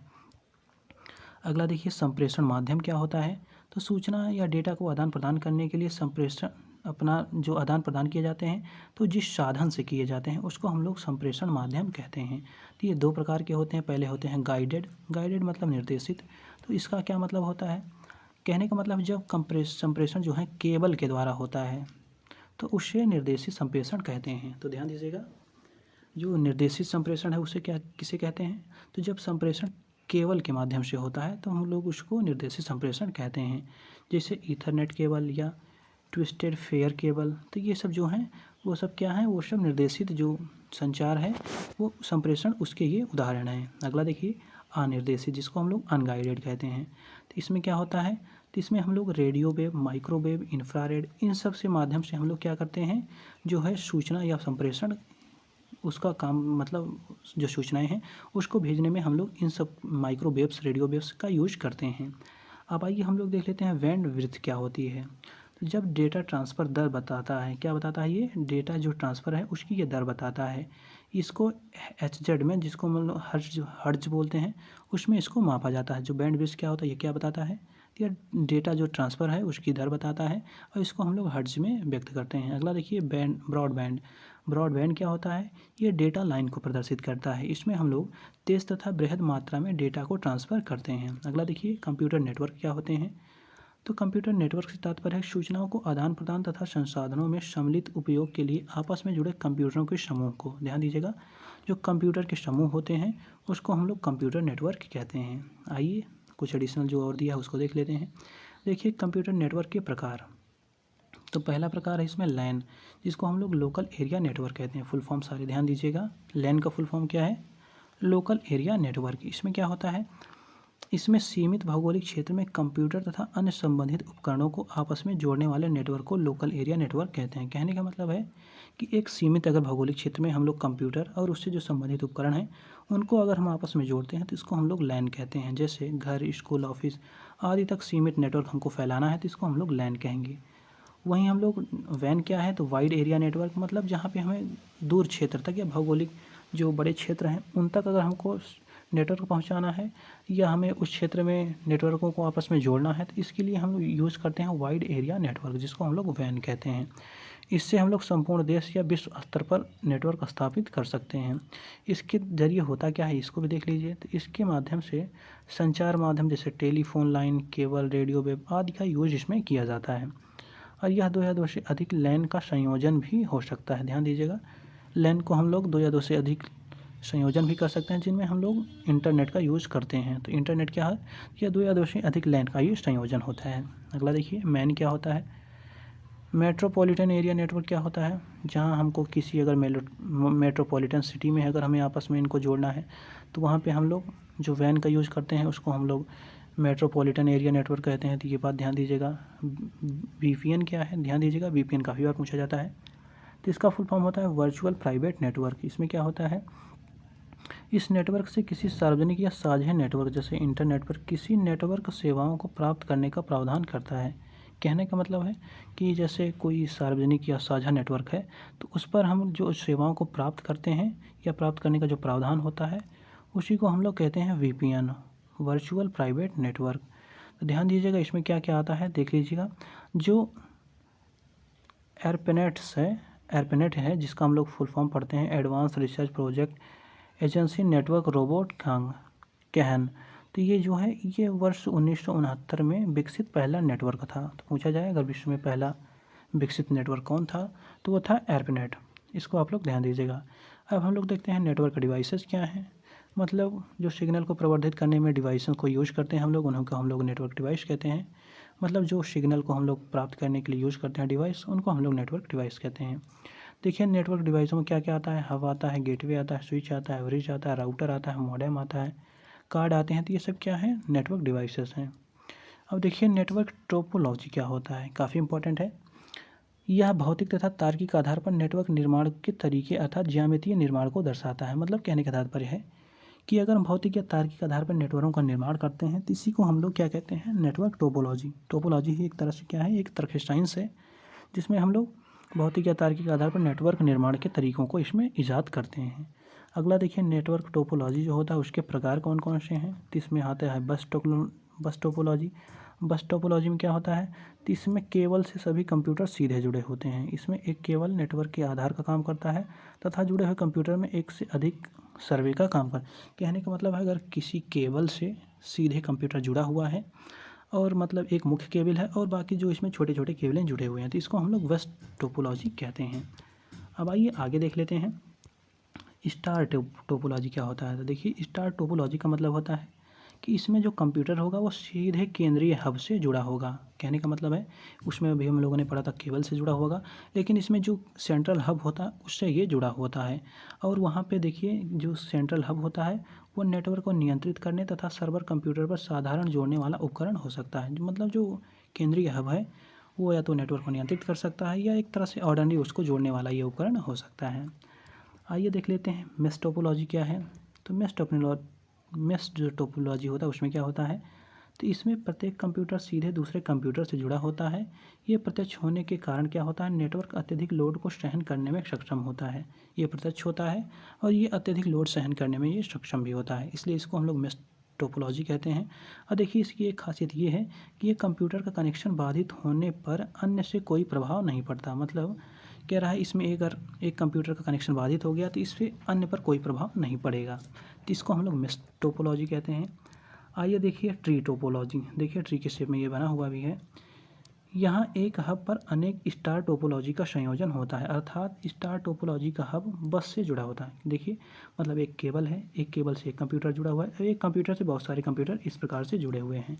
तो देखिए एक ट्री का फॉर्मेशन कर रहे हैं, इसलिए हम इसको ट्री फॉर्मेशन कहते हैं। अब देखिए रिंग टोपोलॉजी। रिंग टोपोलॉजी में क्या होता है, तो इसमें जो कंप्यूटर के होते हैं चक्रीय रूप में जुड़े होते हैं। मतलब कहने का तात्पर्य इस आकार में, इसलिए इसको क्या कहते हैं हम लोग, रिंग टोपोलॉजी कहते हैं। और इसमें क्या होता है, डेटा का प्रवाह केवल एक दिशा में होता है। इसमें और क्या होता है, इसमें एक कंप्यूटर अपने आगे वाले कंप्यूटर से सीधे तौर पर जुड़ा रहता है तथा सिग्नल के लिए एकल पथ का निर्माण करता है। मतलब जो सिग्नल होते हैं वो सिर्फ सिंगल पाथ से वो फ्लो होते हैं। अब आइए अगला देख लेते हैं, नेटवर्क प्रोटोकॉल क्या होता है। तो देखिए, नेटवर्क प्रोटोकॉल से तात्पर्य होता है, प्रोटोकॉल होता क्या है, तो प्रोटोकॉल नियमों का समूह होता है। ध्यान दीजिएगा, जैसे किसी के प्रोटोकॉल होते हैं, तो प्रोटोकॉल मतलब नियमों का समूह जो नेटवर्क में दो उपकरणों के बीच संप्रेषण का नियमन करता है। मतलब अगर नेटवर्क में दो उपकरण हैं और उनके बीच अगर जो सिग्नल्स हैं, जो कम्युनिकेशन है, उनको अगर रेगुलेशन करना है तो ये नेटवर्क प्रोटोकॉल कहलाता है। अब देखिए, प्रमुख प्रोटोकॉल कौन कौन से हैं उनको देख लेते हैं। तो HTTP है एक, दूसरा है वेब पर डाटा, दूसरा है FTP, तीसरा है SMTP। तो ये सब क्या हैं, ये सब हैं मुख्य प्रोटोकॉल्स। अब इसके अतिरिक्त हम लोग देखते हैं इंटरनेट क्या होता है, काफ़ी इंपॉर्टेंट है। देखिए, इंटरनेट शब्द जो है वो अंतर्राष्ट्रीय नेटवर्क को दर्शाता है। क्या है ये, अंतर्राष्ट्रीय नेटवर्क है ये। इसकी शुरुआत देखिए 1950 के दशक में विंटकर्फ द्वारा शुरू की गई थी। किसके द्वारा, 1950 में। ध्यान दीजिएगा, इंटरनेट की स्टार्टिंग कब से है, 1950 से। देखिए, जो ये विंटकर्फ हैं, इनको इंटरनेट का पिता माना जाता है। यह आपस में जुड़े हुए नेटवर्कों का नेटवर्क है। ये बात भी आप लोग ध्यान दीजिएगा। अगला देखिए, इंटरनेट पे होता क्या है, तो इंटरनेट पे डेटा का जो है वो ट्रांसमिशन होता है। मतलब जो डेटा है वो एक दूसरे जगह से एक दूसरे जगह भेजे जाते हैं। इसके अतिरिक्त क्या होता है, इसके अतिरिक्त पैकेट बनाने, जो इनके होते हैं TCP या IPs होते हैं, इनके पैकेट बनाने तथा इकट्ठा कर तथा उनके एड्रेस को सुनिश्चित करने का कार्य भी इंटरनेट करता है। अगला देखिए, इंटरनेट के प्रकार कौन कौन से हैं। तो देखिए, इंटरनेट में एनालॉग या डायल अप एक तरह से एक कनेक्शन है। अब इसमें क्या होता है, तो ये इंटरनेट कनेक्शन के लिए टेलीफोन लाइन का उपयोग करता है। तो ध्यान दीजिएगा, ऐसा जो नेटवर्क या इंटरनेट कनेक्शन जो अपने मतलब इंटरनेट कनेक्शन के लिए टेलीफोन लाइन का यूज करता है, उसे हम लोग एनालॉग या डायल अप क्या कहते हैं, इंटरनेट कहते हैं। देखिए, जैसे मॉडेम, टेलीफोन लाइन तथा PC के मध्य इंटरफेस का ये कार्य करता है। अब इसके अतिरिक्त एक बात यहाँ पे ध्यान दीजिएगा, इसमें अगर गति को हम लोग देखते हैं तो वो गति इसमें कितनी होती है, तो इसमें सबसे धीमी गति कितनी हो सकती है, 56 kbs हो सकती है। और जो इंटरनेट कनेक्शन होता है, तो ध्यान दीजिए कि इसमें अगर सबसे धीमी गति या अधिकतम पूछे तो वो 56 kbs पर सेकेंड हो सकती है। अगला देखिए, ISDN क्या है, तो ISDN का फुल फॉर्म होता है इंटीग्रेटेड सर्विस डिजिटल नेटवर्क। इसमें क्या यूज होता है, तो ये कॉपर टेलीफोन वायर पर डिजिटल सिग्नल तथा इंटरनेट सेवा प्रदान करता है। तो ये इसकी खासियत है। अब आइए हम लोग देख लेते हैं DSL क्या है। तो देखिए, DSL क्या है, तो डिजिटल सब्सक्राइब लाइन। ध्यान दीजिएगा, क्या है, DSL डिजिटल सब्सक्राइबर लाइन्स। ये क्या है, तो ये ब्रॉडबैंड कनेक्शन का एक प्रकार है जो इंटरनेट सेवा हेतु साधारण टेलीफोन लाइन का यूज़ करता है। मतलब इसमें इंटरनेट सेवा के लिए हम लोग टेलीफोन लाइन का भी यूज़ करते हैं DSL में। इसके अतिरिक्त देखिए, ADSL, CDSL, HDSL, VDSL, ये सब विभिन्न प्रकार जो हैं वो क्या हैं, ये DSL की एक तकनीकी है, जिनमें क्या होता है, डेटा ट्रांसफ़र, डाउनलोड, अपलोड, ये सब अलग अलग स्पीड पर होते हैं। अगला देखिए, केबल TV क्या होता है, जो हम लोग यूज़ करते हैं। तो केबल TV लाइन का उपयोग कर सेवा प्रदान करने के लिए यूज किया जाता है। किसका यूज किया जाता है, तो जो हो सेवा प्रदान की जाती है, कौन सी सेवा प्रदान की जाती है, केबल TV लाइन के रूप में कोएक्सियल केबल का उपयोग होता है, जिस पर डेटा ट्रांसफ़र टेलीफोन लाइन से बेहतर होता है। तो जो केबल TV होता है, केबल TV, इस पर हम लोग जो डेटा का ट्रांसफ़र करते हैं वो टेलीफोन लाइन से बेहतर होता है। अगला देखिए, वायरलेस क्या होता है, तो वायरलेस का यूज होता है हम लोग जहाँ पे रेडियो तरंगों का यूज करते हैं इंटरनेट या फिर अपने जो कम्युनिकेशन है उसको भेजने के लिए। तो इसे सामान्यतः इसका प्रयोग लैन के रूप में किया जाता है, जैसे वाईफाई है, वीमैक्स है। तो ये सब क्या है, ये सब वायरलेस हैं। अगला देखिए, सैटेलाइट क्या है, तो सैटेलाइट का यूज़ भी हम लोग क्या करते हैं, इंटरनेट कनेक्शन या उच्च गति वाले इंटरनेट को प्रदान करने के लिए करते हैं। तो सैटेलाइट कनेक्शन जो है दो प्रकार के होते हैं, 1 वे होते हैं और 2 वे होते हैं। तो 1 वे में क्या होता है, सिर्फ कनेक्शन से सिर्फ डेटा डाउनलोड किया जा सकता है, जबकि अपलोड करने के लिए डायल अप एक्सेस का उपयोग किया जाता है। मतलब जो 1 वे होता है उसमें सिर्फ हम लोग डेटा को डाउनलोड कर सकते हैं, जबकि जो 2 वे है उसमें डाउनलोड और अपलोड दोनों करने में एक सक्षम है। अब शब्द हैं उनको देख लेते हैं। तो देखिए, www क्या होता है, वर्ल्ड वाइड वेब होता है, इसका ये फुल फॉर्म होता है। वैसे वेब पेज क्या होता है, वेब पेज क्या होता है इसको देख लीजिए। तो HTML में वेब पर संचित कंप्यूटर डॉक्यूमेंट या फाइल होती है। तो वेब पेज क्या होता है, जो HTML होता है उस पर संचित जो कंप्यूटर डॉक्यूमेंट या फाइल होती है उसी को हम लोग वेब पेज कहते हैं। अब देखिए वेबसाइट क्या होती है, काफ़ी बार यूज होती है। तो समानता अंतर संबंधित जो वेब पेजों होते हैं, वेब पेजों का ये समूह होता है जो किसी विषय से संबंधित हाइपरलिंक से जुड़े होते हैं। इनके प्रथम पेज को हम लोग होम पेज कहते हैं। तो ध्यान दीजिएगा वेबसाइट क्या है, तो ये अंतर संबंधित मतलब बहुत सारी पेजों का जुड़ा हुआ ये सूचनाओं का एक समूह होते हैं, इसको हम लोग वेबसाइट कहते हैं। आइए आगे देखते हैं वेब ब्राउज़र। देखिए क्या है, तो वेब ब्राउज़र क्या है, इसका मतलब होता है जो वेब पेज, चित्र, वीडियो, अन्य फाइल सहित वर्ड प्रोग्रामों पर सामग्री को खोजने में हम लोग जो खोजते हैं और हमको जो वहाँ पे प्रदर्शित होते हैं उसी को हम लोग वेब ब्राउज़र कहते हैं। तो वेब ब्राउज़र देखिए इनके प्रकार होते हैं, दो प्रकार। टेक्स्ट वेब ब्राउज़र मतलब हमें सिर्फ टेक्स्ट पे आधारित सूचना इसमें प्रदर्शित होंगी। वैसे ग्राफिकल वेब ब्राउज़र तो मतलब हमको यहाँ पे ग्राफिक्स देखने को मिलेंगी। उसके अतिरिक्त हम लोग देख लेते हैं वेब सर्वर क्या है। तो देखिए वेब सर्वर का क्या मतलब होता है, जहाँ पे हमको सिर्फ क्या होंगे, जो टेक्स्ट फॉर्म में होती हैं जानकारियाँ वही हमको वहाँ पे प्रदान की जाएंगी। जैसे वेब सर्वर का अपना IP एड्रेस तथा डोमेन नेम भी होता है। ध्यान दीजिएगा, वेब सर्वर का क्या होता है, अपना खुद का IP एड्रेस और उसका डोमेन नेम होता है। अब हम लोग देख लेते हैं वेब एड्रेस क्या होते हैं। तो वेब एड्रेस क्या होते हैं, ये URLs कहलाते हैं। क्या कहलाते हैं, जो वेब पेज की स्थिति को बताता है। मतलब क्या है, जो वेब पेज की स्थिति को बताएगा ये URL होते हैं। ये बात ध्यान दीजिएगा, URL मतलब यूनिफॉर्म सोर्स लोकेटर। ये इंटरनेट पे किसी फाइलों को एड्रेस को प्रदर्शित करते हैं। मतलब जो वेब एड्रेस होते हैं वो इंटरनेट पर किसी फाइल के एड्रेस को दर्शाते हैं। अब डोमेन नंबर देख लीजिए। तो डोमेन नंबर क्या होता है, ये अद्वितीय नंबर होता है जिसकी सहायता से इंटरनेट उपयोगकर्ता वेबसाइट तक पहुंच जाता है। तो ये बात आप लोग ध्यान दीजिए। जैसे देखिए संक्षेप में लिखे रहते हैं INT, INFO.com.gov गवर्नमेंट से रिलेटेड, एजुकेशन डॉट है तो ये ईडू से लिख उठा। तो इस प्रकार से ये सब क्या है, ये वेबसाइट में संक्षेप इसमें उपयोग हैं। अब हम लोग देख लेते हैं जो सर्च इंजन है वो क्या होता है। जैसे हमको किसी सर्च इंजन वो ऐसा चीज़ सॉफ्टवेयर प्रोग्राम होता है जो विशिष्ट कीवर्ड वाली सूचनाओं या दस्तावेजों को ढूंढता है। मतलब कहने का तात्पर्य है, जैसे हम लोगों ने ये एक प्रोग्राम का समूह होती हैं। मतलब जैसे हम अपने इंटरनेट पर सर्च करते हैं तो उस टेक्स्ट से जुड़े जितने भी वहाँ पे मटेरियल होंगे वो वहाँ पे निकल कर सामने आ जाएंगे। इस प्रकार ये काम करते हैं सर्च इंजन। देखिए जैसे गूगल, याहू, हॉटबॉट, विंग, डुक डुक गो, ये सब क्या है, ये सब सर्च इंजन हैं। अब साइबर सुरक्षा देखिए क्या है, तो मतलब जो कंप्यूटर नेटवर्क पे हम लोग सूचनाओं को साझा करते हैं उनसे ही सुरक्षा, मतलब वो किसी के हाथ ना लगे, तो इन्हीं की जो सुरक्षा है उसको हम लोग साइबर सुरक्षा कहते हैं। अब कंप्यूटर से खतरे कौन कौन से हैं इनको देख लीजिए। मॉलवेयर क्या होते हैं, काफ़ी बार पूछा जाता है। तो मॉलवेयर देखिए इसका यूज कहाँ पे करते हैं। देखिए जो मॉलवेयर होता है, मॉलवेयर को हम लोग एक तरह से जासूसी सॉफ्टवेयर कहते हैं, क्योंकि इसका प्रयोग हम लोग करके कंप्यूटर से जो सिस्टम होता है उसको हम लोग नुकसान पहुंचा सकते हैं। उसमें जो संवेदनशील सूचनाएं हैं उनको हम लोग प्राप्त कर सकते हैं, और जो व्यक्तिगत कंप्यूटर है उन तक हम आसानी से पहुंच बना सकते हैं। मतलब कहने का तात्पर्य है, एक तरह से मॉलवेयर क्या है, ये सिस्टम को हैक करना और उनकी जो जानकारियाँ हैं उनको अपने तक हासिल करना, इसलिए मॉलवेयर का यूज किया जाता है। ये निम्न प्रकार के होते हैं। अब आइए देखिए मॉलवेयर किन प्रकार से होते हैं। तो पहला इसमें है वायरस। वायरस क्या होता है, तो ये छोटे सॉफ्टवेयर प्रोग्राम होते हैं जो कंप्यूटर सिस्टम को नकारात्मक रूप से प्रभावित करते हैं। वायरस भी क्या करता है, कंप्यूटर को ये प्रभावित करता है। ये स्वयं कॉपी कर सकते हैं, मतलब अगर इनको कहीं पे डाल दिया गया वायरस को, तो ये कंप्यूटर में जितनी भी आपकी जानकारियाँ हैं उन सबको वह कॉपी कर लेगा, और इसके साथ ही जो प्रोग्राम है ये प्रोग्रामों के साथ खुद को जोड़कर संक्रमण फैलाने में सक्षम होता है।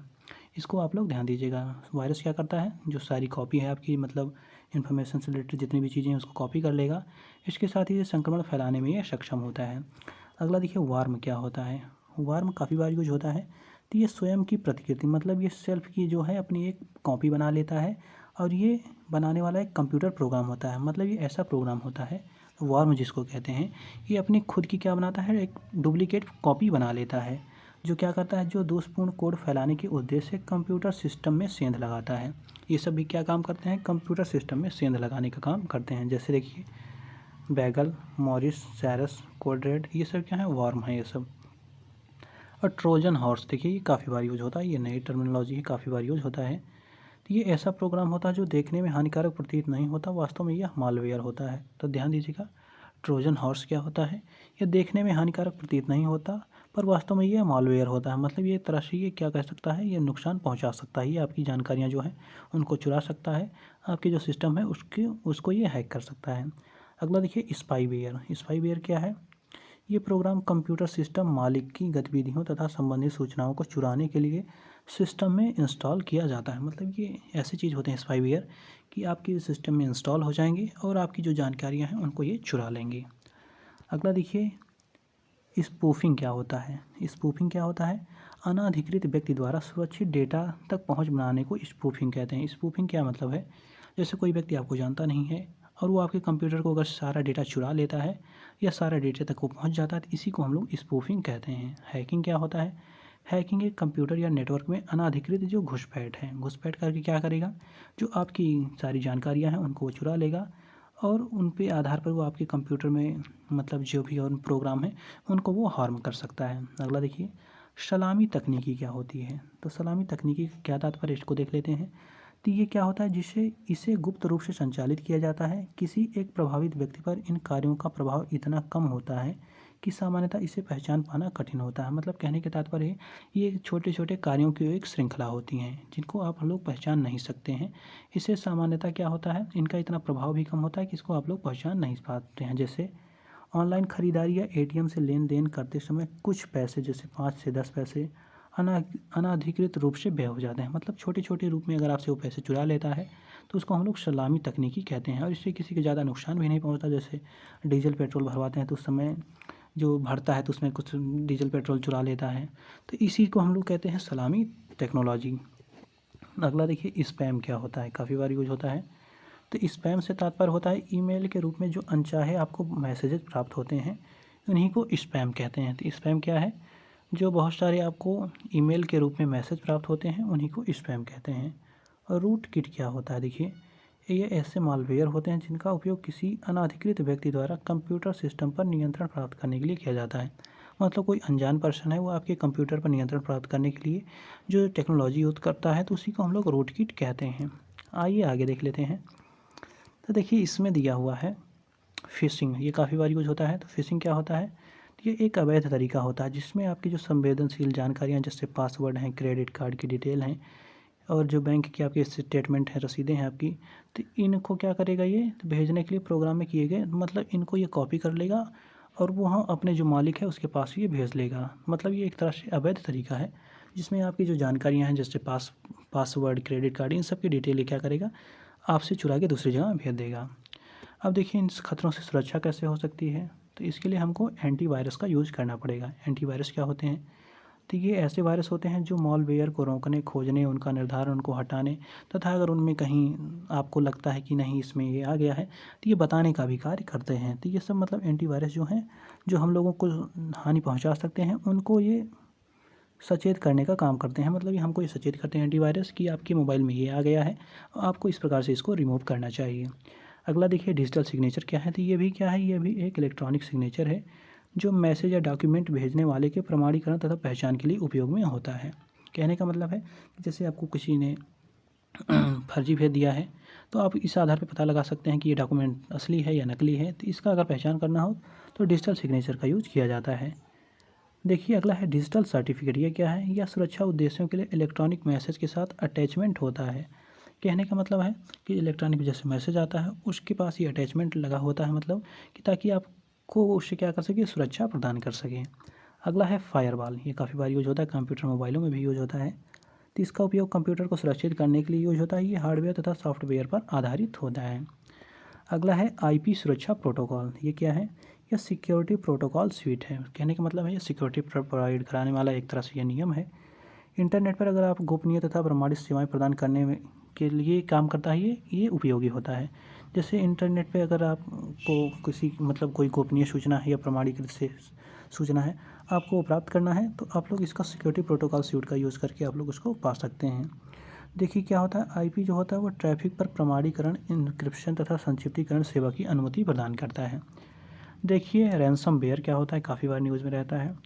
तो ये दोषपूर्ण सॉफ्टवेयर होता है जो धन मतलब जो बिटकॉइन के रूप में होता है की उगाही करने के लिए कंप्यूटर एक्सेस को ब्लॉक कर देता है। मतलब कहने का तात्पर्य है कि आपके कंप्यूटर सिस्टम के ब्लॉक कर देगा कि ताकि आप उनको पैसे या प्रोवाइड कराएं। इसलिए क्या होता है, ये रैंसमवेयर एक तरह से ये सॉफ्टवेयर है जो आपको धन की उगाही के लिए आपके सिस्टम को ब्लॉक कर देता है। अगला देखिए जो कंप्यूटर से रिलेटेड कुछ ग्लॉसरीज हैं, मतलब कुछ फुल फॉर्म है उनके बारे में देखिए। देखिए एपीआई क्या होता है, तो एप्लीकेशन प्रोग्राम इंटरफेस। ये होता क्या है, ये एप्लीकेशन सॉफ्टवेयर के निर्माण के लिए सामान्य प्रक्रियाओं का समूह होते हैं। मतलब कहने का तात्पर्य है कि ये सामान्य प्रक्रियाओं का समूह है जो प्रोटोकॉल और टूल्स के सेट होते हैं। अगला देखिए एंटी स्पाईवेयर क्या है, तो ये स्पाईवेयर से सुरक्षित करने के लिए एक तरह से ये सिस्टम है। अगला देखिए एक्सेस टाइम क्या है, तो एक्सेस टाइम मतलब होता है डेटा की मांग को डेटा डिलीवरी के बीच को समयांतरण। मतलब जब डेटा की मांग हो रही है और जब डेटा की डिलीवरी हो रही है, मतलब किसी ने डेटा को कोई मांगा और डेटा की जो उसके पास पहुंचाया गया, तो इसके बीच जो समय अंतराल लगता है उसी को एक्सेस टाइम कहते हैं। एक्यूमुलेटर क्या होता है, कंप्यूटर में एक प्रकार का ये रजिस्टर है। क्या है, रजिस्टर है जहां गणितीय तथा तार्किक ऑपरेशन के रिजल्ट स्टोर होते हैं। अगला देखिए एम्पलीफायर, काफ़ी बार यूज होता है। तो ये एक डिवाइस है जो कमज़ोर सिग्नल को प्रवर्धित कर उसको मजबूत सिग्नल में परिवर्तित करता है। अगला देखिए एंड्रॉयड क्या है, जो लास्ट है इसका, तो एंड्रॉयड देखिए लिनक्स कर्नेल पर आधारित ऑपरेटिंग सिस्टम है जो मुख्य रूप से टच स्क्रीन मोबाइल फ़ोन के लिए डिज़ाइन किया गया है। तो इस प्रकार हम लोगों ने जो दृष्टि आई इस बुक में कंप्यूटर के जितने भी क्वेश्चन दिए हुए थे उन सारे टॉपिक को हम लोगों ने इस वीडियो में कवर कर लिया। मिलते हैं अगले वीडियो में एक नए टॉपिक के साथ।